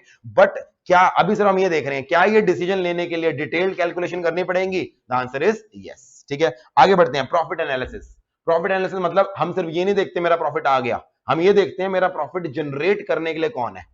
मेरा एग्जांपल लेते हैं, मेरे पास फाउंडेशन है, मेरे पास इंटर है, मेरे पास क्लासेस हैं, फेस टू फेस है, ऑनलाइन है, मेरे पास किताबें हैं, हर तरफ से रेवेन्यू आती है। मैं चेक कर रहा हूं मेरा प्रॉफिट कहां से आया, मैं सोच रहा हूं मेरा प्रॉफिट आ गया। अगर मैं कैलकुलेशन ना करूं, मैं खुश हो जा रहा हूं, फेस टू फेस में मैंने इतने बच्चे पढ़ा दिए, बाद में पता लगा फेस टू फेस में तो जितनी कमाई आई उतने ही खर्चे हैं, असली में प्रॉफिट कौन कमा के दे रहा है। एग्जांपल ले रहा हूं मैंने कैलकुलेशन करके देखा, NP ratio face to face classes में कम है, ऑनलाइन में ज्यादा है, किताबों में कम है, क्लासेस में ज्यादा है। अगर मैं एनालिसिस करके बैठूं तो मुझे डिसीजन लेते समय पता है मेरे लिए कौन सा प्रॉफिटेबल वेंचर है, कौन सा नॉट सो प्रॉफिटेबल वेंचर है। मगर अगर मैं बिना एनालिसिस के करे जा रहा हूं, काम करे जा रहा हूं, तो मैं पता चले काम कहीं और कर लगा हूं, मेहनत कहीं और लगा रहा हूं, प्रॉफिट फिर भी नहीं बढ़ रहा।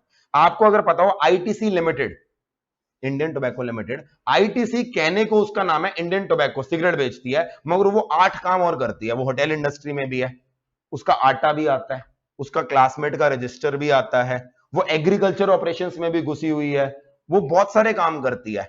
मगर अगर वो काम अंधाधुंध करे जाए, वो आशीर्वाद आटे की ऐड किए जा रही है, वो अपने होटल बिजनेस में काम किए जा रही है, उसका सबसे कम एनपी रेशियो कहां पर है? होटल इंडस्ट्री में। होटल इंडस्ट्री में सबसे कम एनपी रेशियो है। तो अगर होटल इंडस्ट्री का बिजनेस ग्रो भी करेगा, क्या उसके प्रॉफिट पे फर्क पड़ेगा? The answer is no. उसका सबसे profitable business, net profit ratio जहां ज्यादा है, वो क्या है? टोबैको, सिगरेट का business. Despite the fact that उसके ऊपर इतने टैक्सेस लगते हैं, फिर भी सबसे ज्यादा प्रॉफिट, नेट प्रॉफिट रेशियो कहां से आता है उसको? सिगरेट से आता है। तो अगर वो सिगरेट की टर्नओवर बढ़ाएगी तो उसका डायरेक्ट इंपैक्ट किस पे आएगा? प्रॉफिट पे आएगा। तो ये इसे बोलते हैं प्रॉफिट एनालिसिस। जब आप अपने ऑर्गेनाइजेशन को हिस्सों में बांट देते हो और आप फिर प्रॉफिट का एनालिसिस करते हो, मुझे कहां से कितना प्रॉफिट आ रहा है, ताकि आप ये जज कर सको मुझे अपने एफर्ट्स कहां पर डालने हैं। आगे बात करते हैं रिस्क एंड अनसर्टेनिटी, वो मैंने बता दिया। जब भी कोई लॉन्ग टर्म डिसीजन लेना है जिसमें अनसर्टेनिटी है, वहां पर कैलकुलेशन के अंदर ही रिस्क को इनकॉर्पोरेट किया जाता है। आप बोलोगे सर कैसे इनकॉर्पोरेट किया जाता है? फाइन, आप इंटर लेवल पे पढ़ोगे, प्रोबेबिलिटी टेक्निक जो पढ़ते हो ना मैथमेटिक्स में, प्रोबेबिलिटी थोड़े बहुत पढ़ रखी है ना, स्टैटिस्टिक्स के अंदर आते हैं प्रोबेबिलिटी, उसको यूज किया जाता है। जैसे मेरठ एक्सप्रेसवे में अगर वो एज्यूम कर रहे हैं 1 lakh vehicle, there is a high chances that उनकी कैलकुलेशन गलत हो जाए, तो वो क्या करते हैं, वो 4 कैलकुलेशन करके रखते हैं। सिनेरियो 1 अगर साल में 80,000 व्हीकल पास करे, सिनेरियो 2 अगर 1 लाख व्हीकल पास करे, सिनेरियो 3 1,20,000 पास करे, सिनेरियो 4 1.5 लाख। ये 4 सिनेरियो क्यों बना रहे हैं? वो 4 सिनेरियो इसलिए बना रहे हैं क्योंकि हमें पता नहीं है, हम अनसर्टेनिटी में जी रहे हैं। तो जब आप कैलकुलेशन करते हो, one of the things that you need to keep in mind is risk and uncertainty analysis. आज इतना ही करते हैं। यूनिट नंबर 1 हमारा हो गया। यूनिट नंबर 2 हमारा जो कैपिटलिज्म, सोशलिज्म वगैरह है, वो नेक्स्ट क्लास से कंटिन्यू करेंगे। और क्वेश्चंस चलो अभी मत करना, क्वेश्चंस नेक्स्ट क्लास के अंदर, नेक्स्ट टू नेक्स्ट क्लास में कर लेंगे। ठीक है जी। आज पहली क्लास थी, मैंने थोड़ा धीरे शुरू किया, मैंने आज बहुत ज्यादा नहीं भगाया, मगर नेक्स्ट क्लास से मैं थोड़ी सी स्पीड और तेज कर लूंगा, क्योंकि 25 लेक्चर्स के अंदर हमें रिवाइज करना है, तो नेक्स्ट क्लास से थोड़ा सा और तेज करूंगा मैं। ठीक है जी, चलिए ओके बाय।